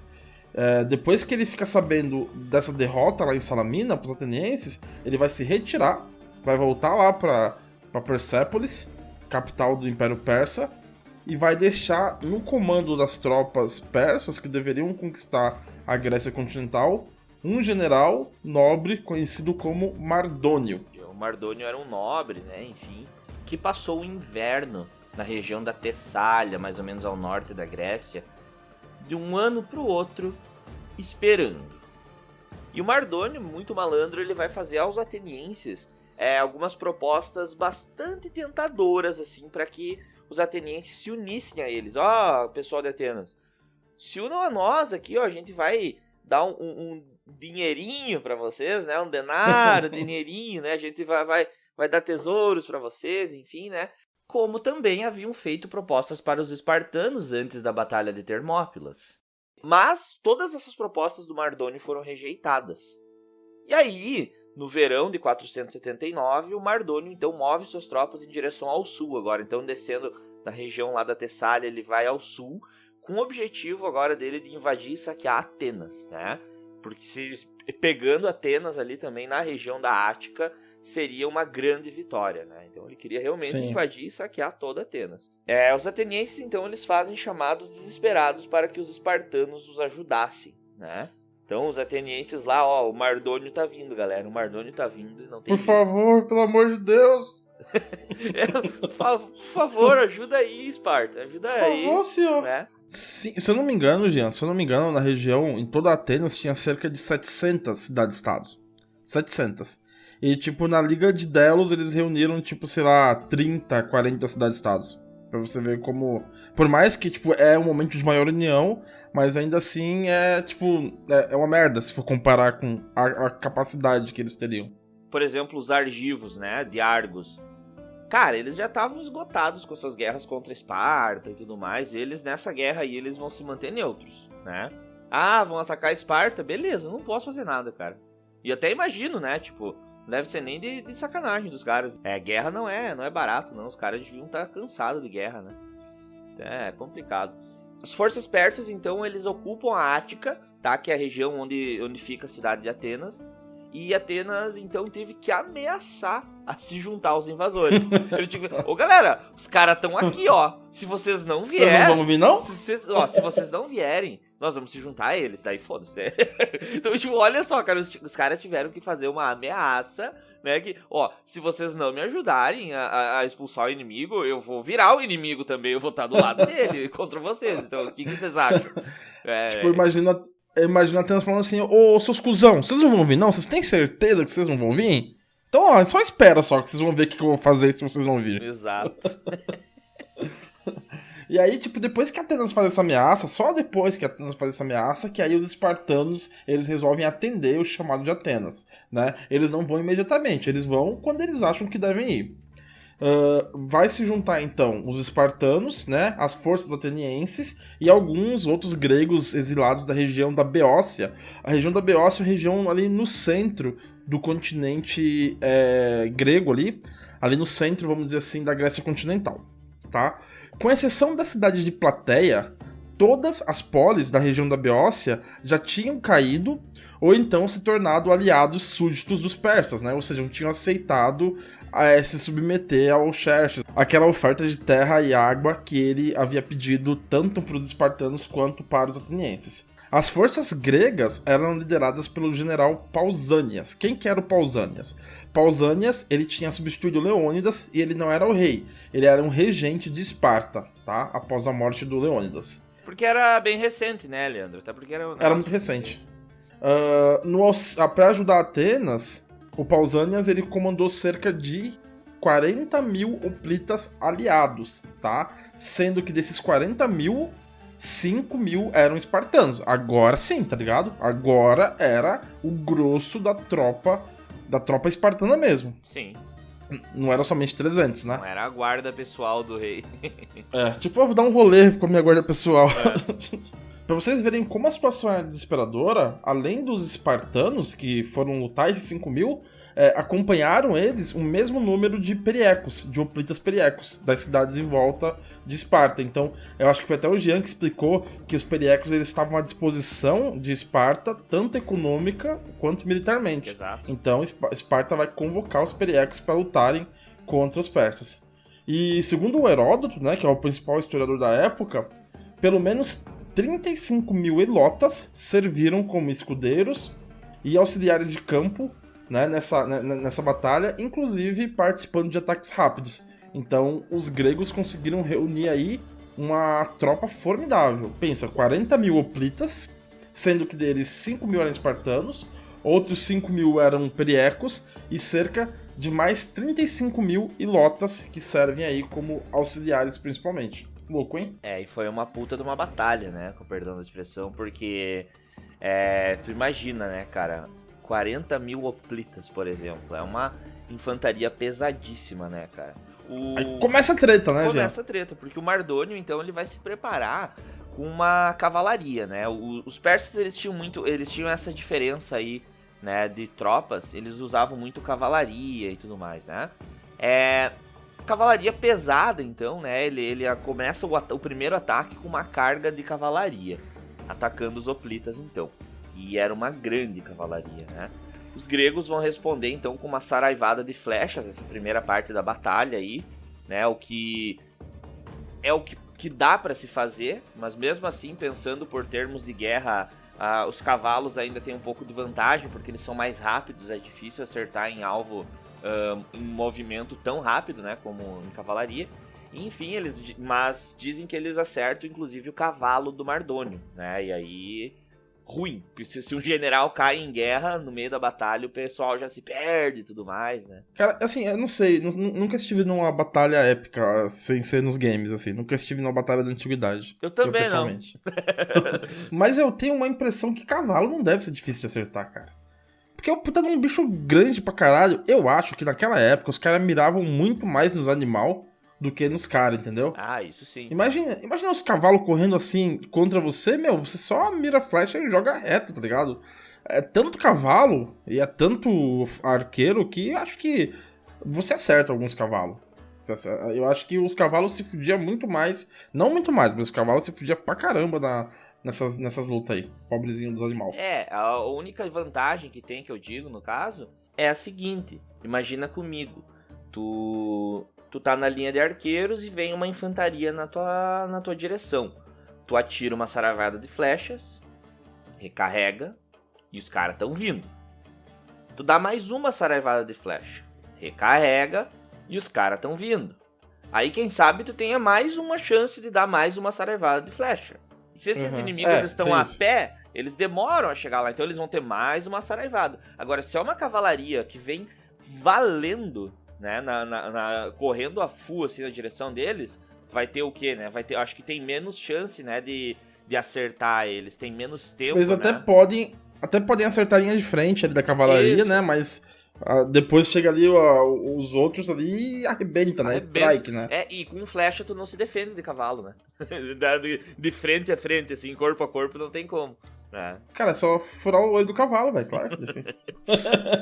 Cavalo vem atropelando. Se você é o Legolas, se o Legolas derrubar um olifante com uma flecha, como é que você não vai derrubar um cavalo? Mas enfim, assim, depois que o Mardônio toma essa flecha, depois que o cavalo do Mardônio ele é derrubado, né, com essa flechada, o que o Mardônio vai fazer? Ele vai esperar, ele não vai atacar mais, tá? A batalha decisiva vai ocorrer somente 8 dias depois desse episódio aí da flecha. O Mardônio queria meio que deixar os gregos meio loucos, assim, tipo, sei lá, deixar fazer isso com que eles se revoltassem contra os chefes deles, porque, assim, na guerra, esses generais, eles sabem que não tem como manter os soldados, assim, motivados, disciplinados, durante muito tempo, sem lutar, né? Então os caras começam a ficar nervosos. Quem que não ficaria ali 8 dias sem saber se você vai lutar, se você não vai lutar, se você vai viver ou vai morrer? Eles precisam de pequenas vitórias, né, de incentivo e tudo mais. Exatamente. Né? Explicações mais recentes, de historiadores mais recentes, dizem que, na verdade, o Mardônio ele não queria enfrentar os gregos na tradicional batalha campal. Ele não queria, tipo, lançar as forças deles contra os hoplitas, até porque eu acho que ele sabia o que tinha acontecido lá nas Termópilas, e sendo que o contingente de grego nas Termópilas era muito menor do que o contingente atual dessa batalha. O que vai acontecer, tá? De fato, a demora do Mardônio vai causar alguns problemas nas tropas do Pausanias, né, que era o regente espartano que estava liderando ali, porque realmente os homens ficaram um pouco insatisfeitos e agitados e tal. O que vai conseguir? O Pausanias ele vai fingir uma retirada, tá? Ele vai fingir que ele tá indo embora com as tropas. O Mardônio fica sabendo dessa situação e aí ele vai atacar com toda a sua cavalaria e com toda a força para pegar essa galera desorganizada fugindo, né? Pegar eles por trás. E esse foi o momento mais glorioso do Pausanias, porque aí começa a verdadeira batalha de plateia. Essa é a batalha que o Pausanias e todos os gregos queriam fazer. Do jeitinho que eles queriam e que o Mardônio não queria. Que era, de verdade, uma batalha campal. Porque ele achou que ia pegar os gregos por trás, desorganizados e tudo mais. Mas os gregos, né, inclusive os espartanos aí, eles estavam com as fileiras deles, Leandro, unidas, certinhas, prontas para batalha. Pra batalha. E aí o que acontece? A cavalaria persa não vai se dar nada bem, porque como eu tava falando ali antes, se por um lado com arco e flecha frente a frente, corpo a corpo com cavalaria, tu leva desvantagem, com escudo grande e lanças compridas, você dá no meio. Tu tem vantagem em frente ao cavalo. Se tu fica em posição com os escudos, né, posicionados naquela posição sólida, né, que era a posição da falange, né? Isso. E com longas lanças apontadas para frente, os cavalos eles são atingidos muito antes deles chegarem até o inimigo, porque a lança já está esperando, né? Porque a lança ela é longa, então ela está esperando o inimigo, a ponta dela está longe de quem segura ela, né? Então essa é a vantagem, a posição de defesa ela acaba sendo muito mais eficaz aí nesse sentido. E aí a cavalaria se viu meio que inútil assim para atacar a falange naquele momento. Tem aquele lance também que quando o cara tá defendendo com lança, né, eles cravam ali a base da lança na terra, né? Isso. E aquilo ali fica uma verdadeira armadilha, né, pros cavalos que se aproximam com toda a velocidade, né? Exatamente. O defensor com a lança e escudo é tipo morte pra cavalaria, né? Enfim, principalmente pros cavalinhos, né? Como tu falou, eram os alvos mais fáceis aí na guerra. Viu, no Dota, né? Que é um game ali, que é um game de PA, mas eu jogo também. No Dota, quando o cara finge que tá saindo, tá ligado? Quando o cara finge que vai embora, mas não vai, é chamado de fake back.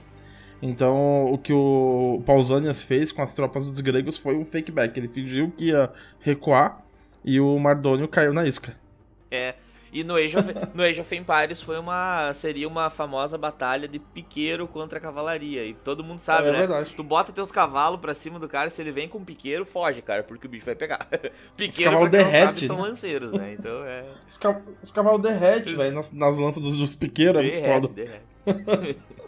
Mas enfim, né, a batalha de Plateia, então, ela é, na verdade, um massacre dos gregos nesse momento, né? Os gregos massacram os persas, e aí, realmente, abalou a moral dos persas, né? Foi um fracasso gigantesco pro Mardônio, né? Ele não esperava isso de forma alguma, e isso pegou ele de surpresa, né? Foi ali, então, a vitória final dessa resistência grega. Ali, essa batalha aí mostra, ó, os gregos finalmente venceram as guerras médicas, né? A Pérsia nunca mais voltaria a invadir a Grécia continental, Leandro. Deu, né? Eles tentaram ali, mas agora se eles pensaram, tá, beleza, né? Não rola mais, eles vão pensar assim, né? Na verdade, 1,5 século depois seriam os macedônios, né? E gregos que invadiriam a Pérsia. Mas aí é outra história, pode escrever. É sob o comando do Xandão. Xandão, Alexandre o Grande, né? Mas aí é outra história. O Xandim. Ou simplesmente Xande, do Harmonia. Também. Cara, louco, hein, meu? Você vê que foda. E assim terminam as guerras médicas, né? Então a gente tem o quê? A gente tem lá a invasão dos persas e a vitória em Termópilas. A derrota na Batalha Marítima de Salamina. Inclusive, claro, tem muitas coisas que a gente não fala, né, Jean? Tipo, por exemplo, antes da Batalha de Salamina, os persas tinham invadido e saqueado Atenas. E aí os atenienses, eles tiraram toda a sua população para a ilha de Salamina, que é próximo a Atenas, e ali, quando os persas foram pegar a galera nesse lugar, eles tomaram couro da armada, né, da frota naval dos atenienses, então eles perderam Salamina. Depois aí tem as lutas do Mardônio, a Batalha de Plateia, que marca realmente o fim das pretensões persas de conquistarem a Grécia continental. E assim, meus queridos, terminam as guerras médicas. Louco, né? E, Jean, acabam as guerras aí? Olha, alguns queriam que sim, mas não acabam as guerras, né? A gente tá falando de Esparta, né? Então as guerras não acabam, né? E quem seria aí o próximo inimigo, né? A principal cidade-estado aí que podia fazer frente com eles, né? Verdade. Cara, que loucura, meu. Esses gregos, meu, eles brigam muito entre si. Eles são muito loucos, cara. O que acontecia, né? Agora, depois que termina, imediatamente após o fim das guerras médicas, as guerras contra os medos, né? Começa então o que a gente chama de Guerra do Peloponeso, tá? Que é uma série de conflitos que vai reunir vários apoiadores. De um lado, apoiadores de Esparta, do outro lado, apoiadores de Atenas, tá? No caso de Atenas e Esparta, já havia um histórico de luta entre si. Vamos lembrar que a Batalha das Termópilas aconteceu no ano de 480 a.C. Tanto que nesse ano de 2020, em agosto, completa 2.500 anos. Só que antes desses 480, ainda em 525 a.C., Esparta e Corinto, eles estavam numa vibe de derrubar tiranos, né, de derrubar ditadores em várias cidades-estados. Eles fizeram isso lá na ilha de Samos. Eles lutaram contra um tirano chamado Polícrates na ilha de Samos. Nessa mesma época, Atenas vivia sob o controle de um tirano também, chamado de Hípias, tá? Em 510 a.C., Esparta vai invadir Atenas, tá? E vão destronar o tirano de Atenas chamado de Hípias. Então já existia um histórico de conflito entre Atenas e Esparta. Muito bem. E dessa forma aí, quando eles tiram então o Hípias, né, do poder, surge um nome muito famoso na história grega, principalmente ateniense, que é o Clístenes, que vinha do exílio nesse momento. Em 508, o Clístenes reformou a Constituição. Para quem já ouviu falar nas leis de Drácon e Solon, né, nessas leis então que ele vai mexer para aumentar a participação política dos cidadãos em Atenas, abrindo espaço então para a democracia, a famosa democracia do famoso Péricles, né, o Periclão da massa, que vai aparecer aí, né? Não é o Péricles cantor, tá? Porque é o grande Péricles. Alguém pode falar, nossa, o grande Péricles. É grande, mas não tão grande quanto... Isso me faz lembrar aquela história, Jean, que seu brother que gostaria de dar um abraço no Péricles, tá ligado? Isso, o Peter, que o sonho dele aluno Peter, ele... sonho dele é dar um abraço no Péricles. Chegar e dar um abração no Péricles, assim, tipo, de tentar... Isso que ia ser meio difícil dar aquele abraço que tu encontra tuas mãos lá atrás, sabe? Não dá, assim. E aí, Jean, eu queria fazer um apelo, né? Quem teve saco de continuar até agora com a gente, escutando a gente, se você pode realizar o sonho de um garoto, faça isso. Se você pode fazer com que o Peter possa dar um abraço no Péricles, por favor, nos ajude a realizar esse sonho. Nós não somos o Gugu, mas nós também queremos realizar o sonho dos nossos ouvintes, né, Jean? Exatamente. Quem estiver escutando o nosso episódio, então bota lá, compartilha o nosso episódio lá no Instagram e tudo mais, bota uma hashtagzinha lá do tipo Peter Péricles junto, daí a gente vai saber do que é. É tipo um trava-língua, Peter Péricles. É. E aí a gente marca o Periclão lá, e quanto mais pessoas marcarem ele, quando vê ele olha nós e resolve conceder essa dádiva ao nosso amigo Peter de dar um abraço nele. Muito bom. Mas bem, né, depois de 2 anos, então, dessas reformas aí da Constituição, enfim, os espartanos, juntamente com os corintos, tá, voltam a interferir em Atenas, Leandro. Mais uma vez, né, os espartanos estão botando o pé ali dentro de Atenas, né, e dessa vez a tentativa é de remover o Clístenes agora. E colocar no poder um tirano que fosse favorável a Esparta. Pode escrever. Bom, então vocês já viram que já existia uma treta entre Esparta e Atenas. E aí, essa treta vai ficar pior ainda. Porque após ser o principal protagonista da vitória contra os persas, né, lá no ano de 479 a.C., na Batalha de Plateia, né, Atenas vai se transformar num império muito maldoso com seus vizinhos. Assim ele era mencionado, né? Os historiadores contam que os aliados de Atenas, eles enviavam mensagens secretas aos espartanos suplicando que os espartanos tomassem uma atitude e libertassem a Grécia. Porque, explicando pra vocês, durante a guerra contra os persas, os atenienses foram os líderes da Liga de Delos, como o Jean falou. Essa liga, então, ela era composta por várias polis. E para sustentar o exército, que era liderado pelos atenienses, cada uma dessas polis pagavam. Tinham que dar dinheiro, pagar tributos. Então, depois que terminou a guerra, meio que quiseram manter aquela liga. E eles quiseram manter eles mesmos, os atenienses, como os administradores do dinheiro da liga. Tá ligado? Então, isso fazia com que eles fossem praticamente os líderes de um império formado por várias cidades-estados gregas. E eles realmente lideravam uma espécie de império, como que eu posso dizer, um império marítimo comercial, né, Leandro? Eles lideravam nesse sentido. Porque eles obrigavam cada polis a pagar um tributo, né? Dizendo assim, não, isso aqui é pra Liga de Delos, vai que os persas resolvam atacar de novo, então vocês têm que continuar pagando. A galera falava, tá, mas já acabou a guerra, a gente já venceu. Os atenienses falavam, mas vocês não sabem, vai que eles voltem. Eu até entendo que é uma... Como é que eu posso falar? Atenas tinha um ponto aí, né? Bom, é um grande fundo aí que estavam organizando caso precisasse.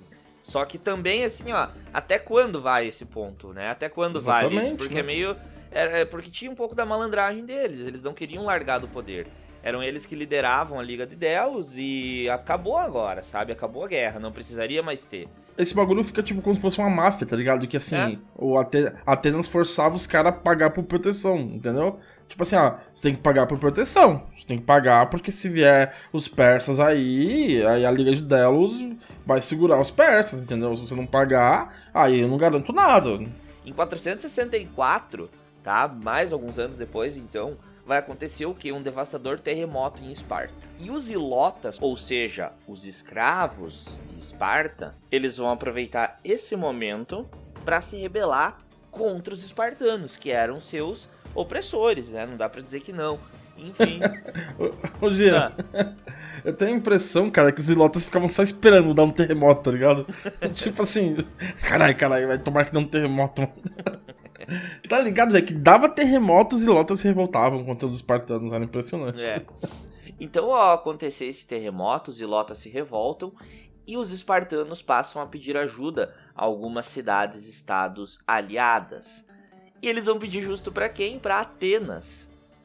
Os atenienses, ressentidos já por causa de Esparta, né? Esparta estava metendo a pata lá todo momento, enchendo o saco, né? Depondo gente, colocando gente no poder. Aí eles mandam uma tropa meio que a contragosto. Os governantes de Esparta descobrem isso, que eles não estavam muito afim de ajudar de verdade. E aí o que eles fazem? Mandam embora. Se estão vindo ajudar sem vontade de ajudar, então vai embora, tá ligado? Vai, nem vem. Então é importante ressaltar que, apesar de não parecer algo tão sério, tão grave, foi mais um elemento aí para aumentar a animosidade entre Esparta e Atenas. Foi mais uma tora de lenha na fogueira existente entre as duas cidades. Pra mim, já, isso mostra muito, tipo, um orgulho dos espartanos, tá ligado?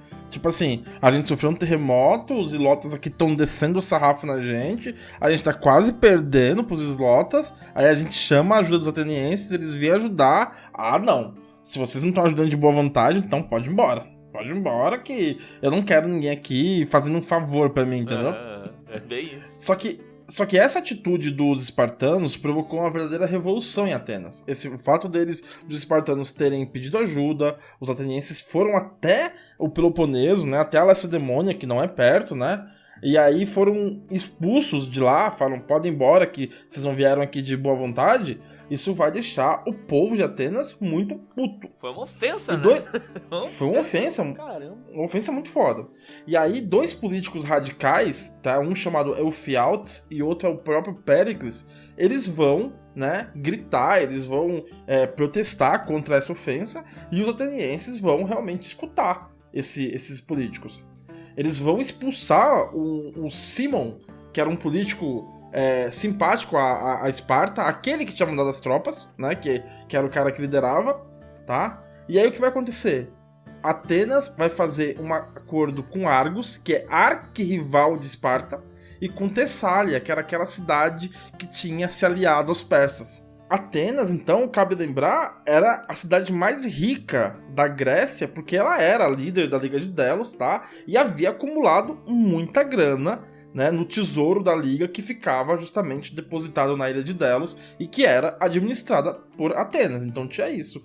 Tipo, Esparta, você me ofendeu? Então eu vou fazer uma aliança com seu arqui-inimigo, que é a cidade de Argos, e você me aguarde. Bom, então tu imagina que Esparta tá lascada nesse ponto, né? Fodeu, ferrou.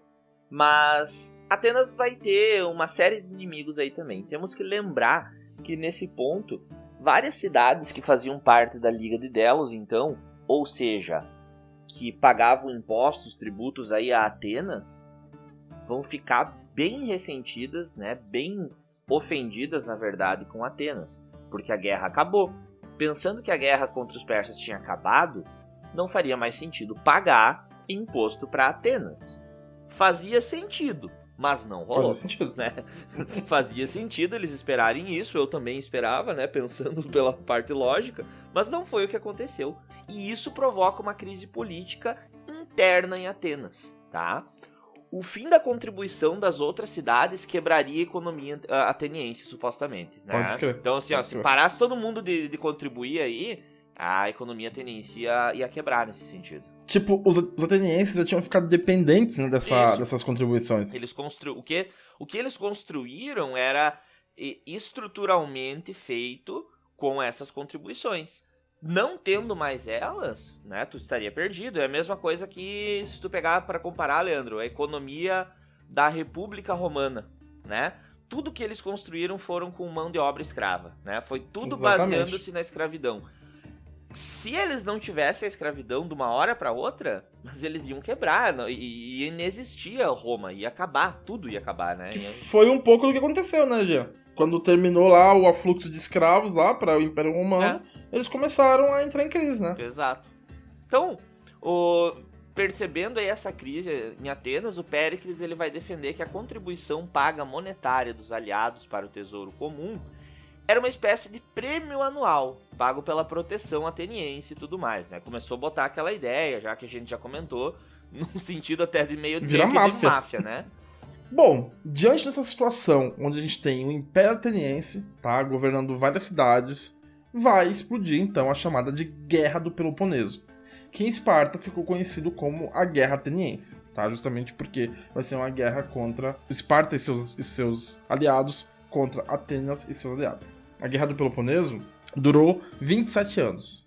E destruiu o resto das forças das cidades-estados da Grécia. Tipo, eles já tinham se esgotado na luta contra os persas, e assim que terminou a briga contra os persas, eles começaram aí a se estranhar, né? Até que no ano 431 a.C., ou seja, cerca aí de, dá pra dizer, de quase 50 anos depois, né? Da vitória em Plateia, começa a Guerra do Peloponeso. Na primavera do ano de 431 a.C., as tropas espartanas finalmente marcham para a guerra contra Atenas. Então, os espartanos começam a ocupar a região da Ática, que é a região não do Peloponeso agora, mas é aquela região então onde fica Atenas, né? Fazendo então de período em período algumas incursões contra os atenienses. Ataque aqui, reagrupa, ataca de novo, outra batalha, enfim, né? E os atenienses eles respondiam atacando também por terra e por mar. Lembrando que até então quem mandava no mar era Atenas, né? Basicamente nesse sentido. Então quem mandava no mar era Atenas. As forças anti-Atenas, então, que eram então uma coligação aí de Esparta e os aliados de Esparta, elas eram reforçadas por uma das principais cidades contra Atenas, que era Tebas, tá? Tebas, juntamente com Esparta, era a maior cidade aí, então uma das maiores cidades contra Atenas. E é interessante, tem esse destaque a Tebas, porque é o seguinte, Tebas estava na Ática, tá ligado? Na verdade, os aliados dos espartanos eram a maioria a galera lá do Peloponeso, né? Que, tipo, vamos dizer assim, que eram meio que vassalos de Esparta, né? Seus vizinhos, Periecos e Corinto, que estavam no Peloponeso. E Tebas também, só que por que Tebas é um destaque? Porque Tebas era uma vizinha de Atenas, então, tipo, era meio que uma treta de vizinhos, né? Por isso que Tebas vai se aliar a Esparta nessa guerra contra os atenienses. Mas tem uma questão interessante também, Leandro, de se falar, principalmente hoje, né? Nesse ano de 2020 aí, que a gente tá passando por uma pandemia, algo inédito, pelo menos eu nunca vivi uma pandemia. E olha só, as doenças, Leandro, esses surtos de pandemias, epidemias, enfim, que aconteciam desde a antiguidade, elas sempre tiveram relações aí, pelo menos da antiguidade, com queda e declínio de grandes impérios, né?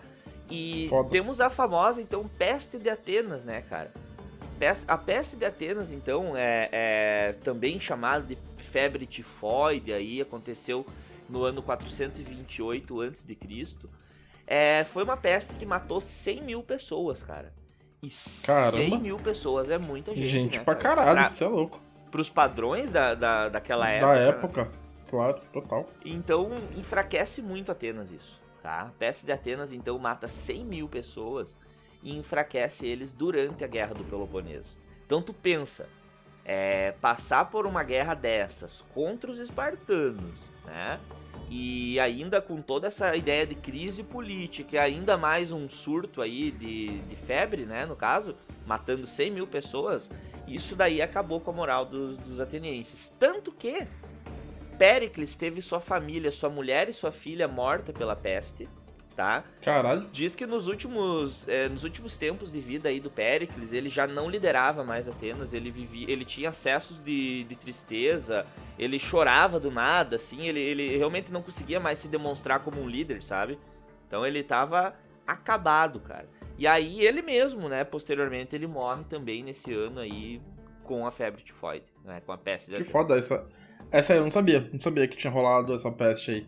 E engraçado como rola, né, peste junto com conflito, né? Por exemplo, tem várias aí, a guerra... A gripe espanhola? A gripe espanhola na Primeira Guerra Mundial, mas eu ia falar da peste negra na Guerra dos 100 Anos, né? Também. Nós temos um outro surto, eu não lembro do que agora, mas que acontece nas guerras púnicas entre Roma e Cartago, também, que Cartago... Acho que é cólera, eu acho. E também é Cartago que é a maior atingida e são eles que perdem a guerra, né? Então... Bom, Jean, então essa peste aí, como você disse, prejudicou bastante, né, as forças atenienses, tá? Atenas vai lutar até onde consegue, Só que aí no ano 405 a.C., a sua frota ela vai ser destruída, sua última frota vai ser destruída no estreito de Dardanelos, né, que é uma região ali entre a Europa e a Ásia, e finalmente Atenas teve que desistir, teve que capitular, se render. Só uma curiosidade, uma coisa louca, como funcionam as guerras e o que é a política, né? Foram os persas que financiaram os espartanos para que eles pudessem construir uma frota para daí lutar contra os atenienses. Então, tipo, os espartanos que odiavam os persas, que lutaram lá na Batalha das Termópilas, os 300 leônidas, depois acabaram recebendo dinheiro persa na luta contra os atenienses. Porque os persas odiavam muito os atenienses, tá ligado? Por causa de tudo que eles fizeram, né? Maratona, plateia e os caras da 4. É complicado. Finalmente, né? Depois que Atenas é derrotada, os estados que ainda eram seus súditos foram libertados. E os muros de Atenas, que haviam sido construídos com dinheiro da Liga de Delos, foram derrubados. Bem, sobre o fim, né? O único resultado aí dessa guerra do Peloponeso foi o quê? Foi Esparta ter herdado esse império marítimo dos atenienses, porque finalmente com esse financiamento persa, eles puderam ter sua própria armada e tudo mais, e agora é eles que mandavam na questão marítima da região da Grécia. Os espartanos se mostraram bem mais rigorosos nas cobranças dos tributos, né? Bom, se tava ruim com Atenas... Esparta. Então, pra ver como não tinha cidade salvadora, não tinha um bonzinho da história, né? Ah, mas Atenas era tipo uma máfia, né? Eles cobravam os impostos, né? Agora são os espartanos com uma espada na tua garganta cobrando os impostos, né? Tipo, é igual os Estados Unidos indo levar democracia pros ditadores lá do Oriente Médio, tá ligado? Relaxa, eu vou te libertar. Você vai ver, tá ligado? Quando eu te libertar, como vai ser bom. E no ano de 400, então, antes de Cristo, vai ter mais uma nova guerra aí entre os espartanos e os persas, tá? Os espartanos, então, se colocavam como os paladinos que defenderiam toda a Grécia da tirania dos persas. Então, eles assumiram, Leandro, a postura de Atenas, né? Nós somos os grandes líderes aí que vamos governar e vamos salvar vocês, os persas, deixa com a gente. Basicamente, a mesma coisa que Atenas fazia, né? Se vocês pagarem, fica tudo bem. Durante esse conflito, então, Atenas interveio aí com uma nova frota financiada pelos persas agora. Esses persas são muito pau no cu, os né? caras eram muito malandros, né? Pô, agora injeta dinheiro em Atenas, que daí Atenas vai nos ajudar, né? Enfim. Pega esse dinheirinho aqui, ó, e faz uma frota e luta contra ele. O que você acha? E aí outra paz, depois de alguns anos, né, uma paz provisória foi construída aí segundo os termos que os próprios persas ditaram, né. Enfim, os persas eles não conseguiram de fato dominar, mas eles estavam sempre de olho então nessa desunião e principalmente na rivalidade entre Atenas e Esparta, né. Como tanto Atenas quanto Esparta tinha pego dinheiro persa para poder construir suas armadas, eles meio que ficaram devendo favor, né, pros reis da Pérsia. Então, nesse acordo em 387 a.C., que terminou a guerra, né, os persas eles ganharam todas as cidades gregas, né, da Ásia Menor. Tipo, então os gregos do continente abriram mão daquelas cidades que tinham começado a guerra, as guerras médicas, né, lideradas lá pela cidade de Mileto. Em troca, os persas disseram o seguinte: olha, ok, vocês deixam comigo as cidades da Ásia e de resto, todas as outras polis gregas podem ser soberanas independentes, a gente não vai se meter. Quando os persas falam isso, Esparta usa essa declaração persa como uma desculpa para poder interferir e dissolver qualquer outra confederação que se opusesse aos interesses espartanos. Tipo assim, imagina que tivesse uma confederação dos estados lá da Beócia, que é uma região. Os espartanos iam lá e falavam assim: não pode ter essa confederação porque vocês estão suprimindo o direito da polis tal de ser livre. Aí a polis tal falava assim: tá, não, mas eu quero participar da confederação. Aí os espartanos falavam assim: então foda-se, não quero saber. Vamos dissolver essa porra, porque senão você não vai ser livre. Eu venho aqui trazer a liberdade. Parece um filme que a gente já viu. E de fato aconteceu isso, né? De fato aconteceu isso. Ele vai fazer isso contra a confederação da Beócia na tentativa de enfraquecer a cidade de Tebas, né, que estava muito fortinha ali da região da Beócia. E aí ele vai tentar dissolver essa confederação da Beócia, dizendo o seguinte, que o fato de existir uma confederação caracterizava uma não liberdade das polis que faziam parte. E aí é o início do fim dos espartanos, estamos nos aproximando do final do episódio já, né, Leandro? Últimas considerações. Aleluia.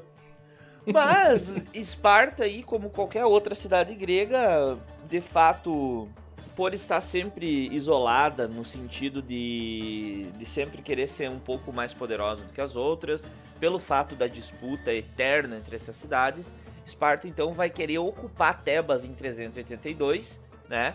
Notem aí o caráter imperialista novamente. Só que essa ocupação foi vergonhosa, Leandro. Falhou. Né? Em 379 eles tiveram que se retirar aí porque os tebanos estavam bem preparados aí, cara. Em 371 a.C. o exército espartano vai ser aniquilado, cara, pelos caras de Tebas. E aí tu fica pensando, como assim os de Esparta? Tebas? Nunca ouvi falar em Tebas, tá ligado? A galera... Nunca nem vi. O cara só... os espartanos eram uns mitos, né? Não, cara, eles levaram um pau dos tebanos, tá? Viu, Jean? Importante falar que essa Tebas aqui é na Grécia, né? Não é a Tebas do Egito, né? Que tem também a Tebas do Egito, né? Então, não confundir. Exato. E aí, aproveitando a vitória, os tebanos, eles vão invadir a Lacedemônia, né? Que é basicamente o coração da Esparta, né? A cidade não caiu, a cidade de Esparta não cai, tá? Mas aí, Leandro, isso já demonstrava que o poderio dos espartanos tinha acabado. 370, no próximo ano, né, o líder tebano chamado Epaminondas, eu adoro esse nome, Epaminondas, ele restaurou a liberdade dos ilotas messênios, cara, aqueles povos. Aê, caralho! Finalmente. Vai ter que trabalhar na roça agora, filha da puta! Todo mundo pra roça, acabou essa ideia. E ajudou eles a fundar uma cidade-estado independente, que era a Nova Messênia, então, né?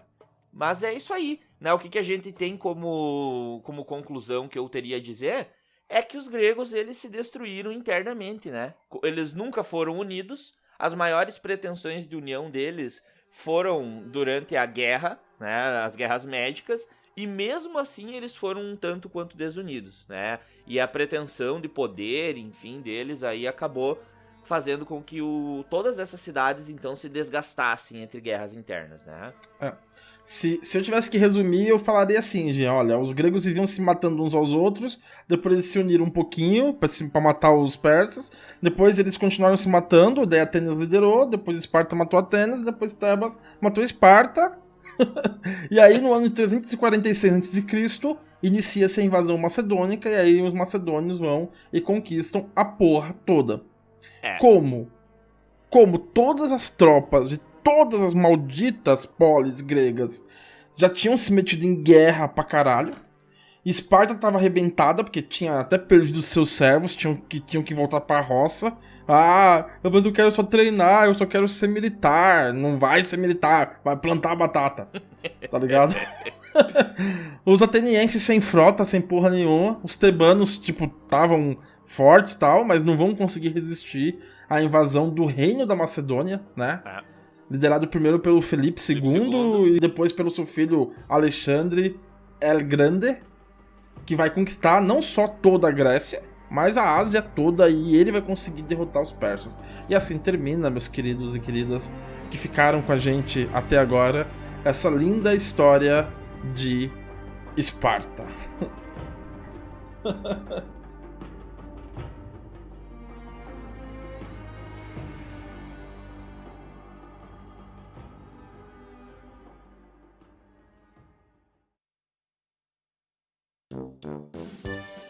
Viu, Leandro?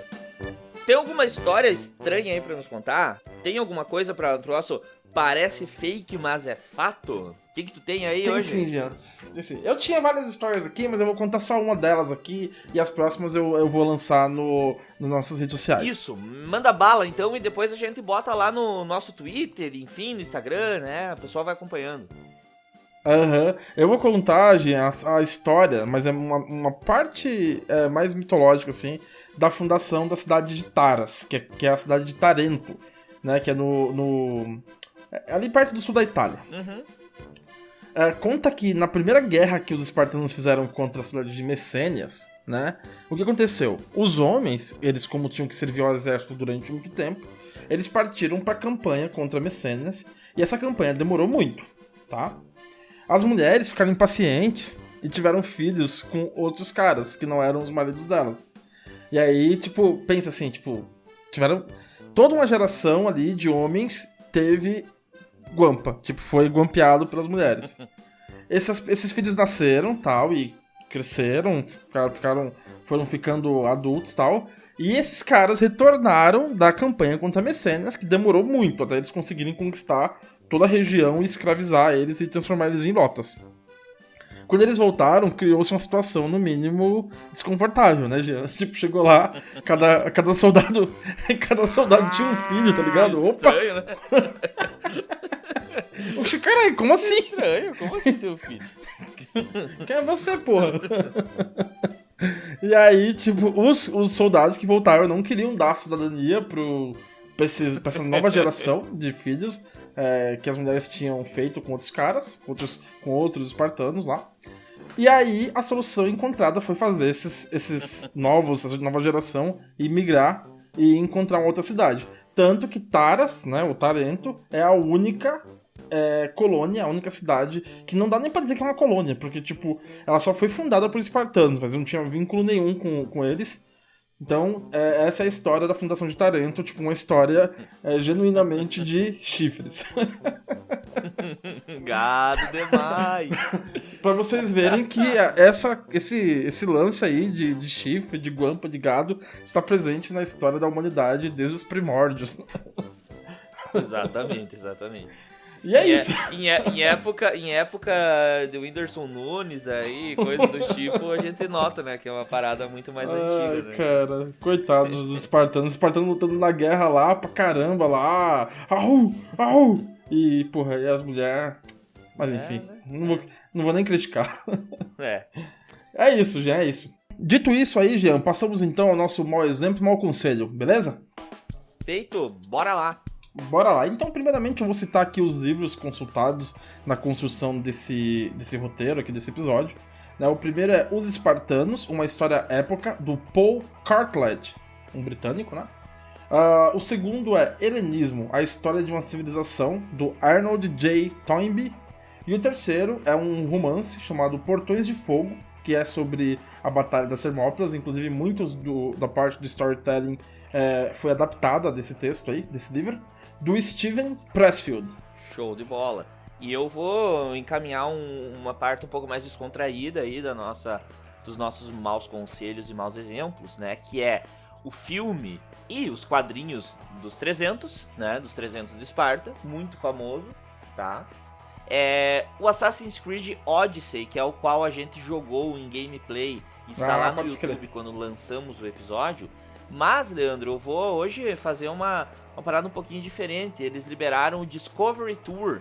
Então, a Ubisoft mandou o Discovery Tour, que é uma edição de exploração do jogo, né? É como se você estivesse visitando um local e tivesse um guia para todas as funções, para todos os momentos e locais, né, em que você precisar. Então, ele vai explicando em português, né, tudo sobre a Grécia Antiga, sobre os locais, sobre as estátuas, os templos, né? Então é uma aula de história aí. Temos o Age of Empires 1, o Definitive Edition, o último, né? Que fizeram o remake, que ele tem toda a campanha dos gregos aí. E temos a série Troia, Leandro, pra quem gosta um pouquinho mais da mitologia. Temos a série Troia da Netflix, que tem uma temporada apenas, que mostra a história da Guerra de Troia. E ela mostra muito sobre a mitologia dos gregos, enfim, aí é bem legal, tá? Então era isso por hoje. Show de bola. Isso aí. Muito obrigado aí a todo mundo que acompanhou com a gente até agora, né? O episódio deu grande, mas muito obrigado de qualquer forma, espero que tenham gostado. This is Sparta e até a próxima. Isso aí, galera, abração, valeu, falou. Tchau, Tchau, até mais, é nóis.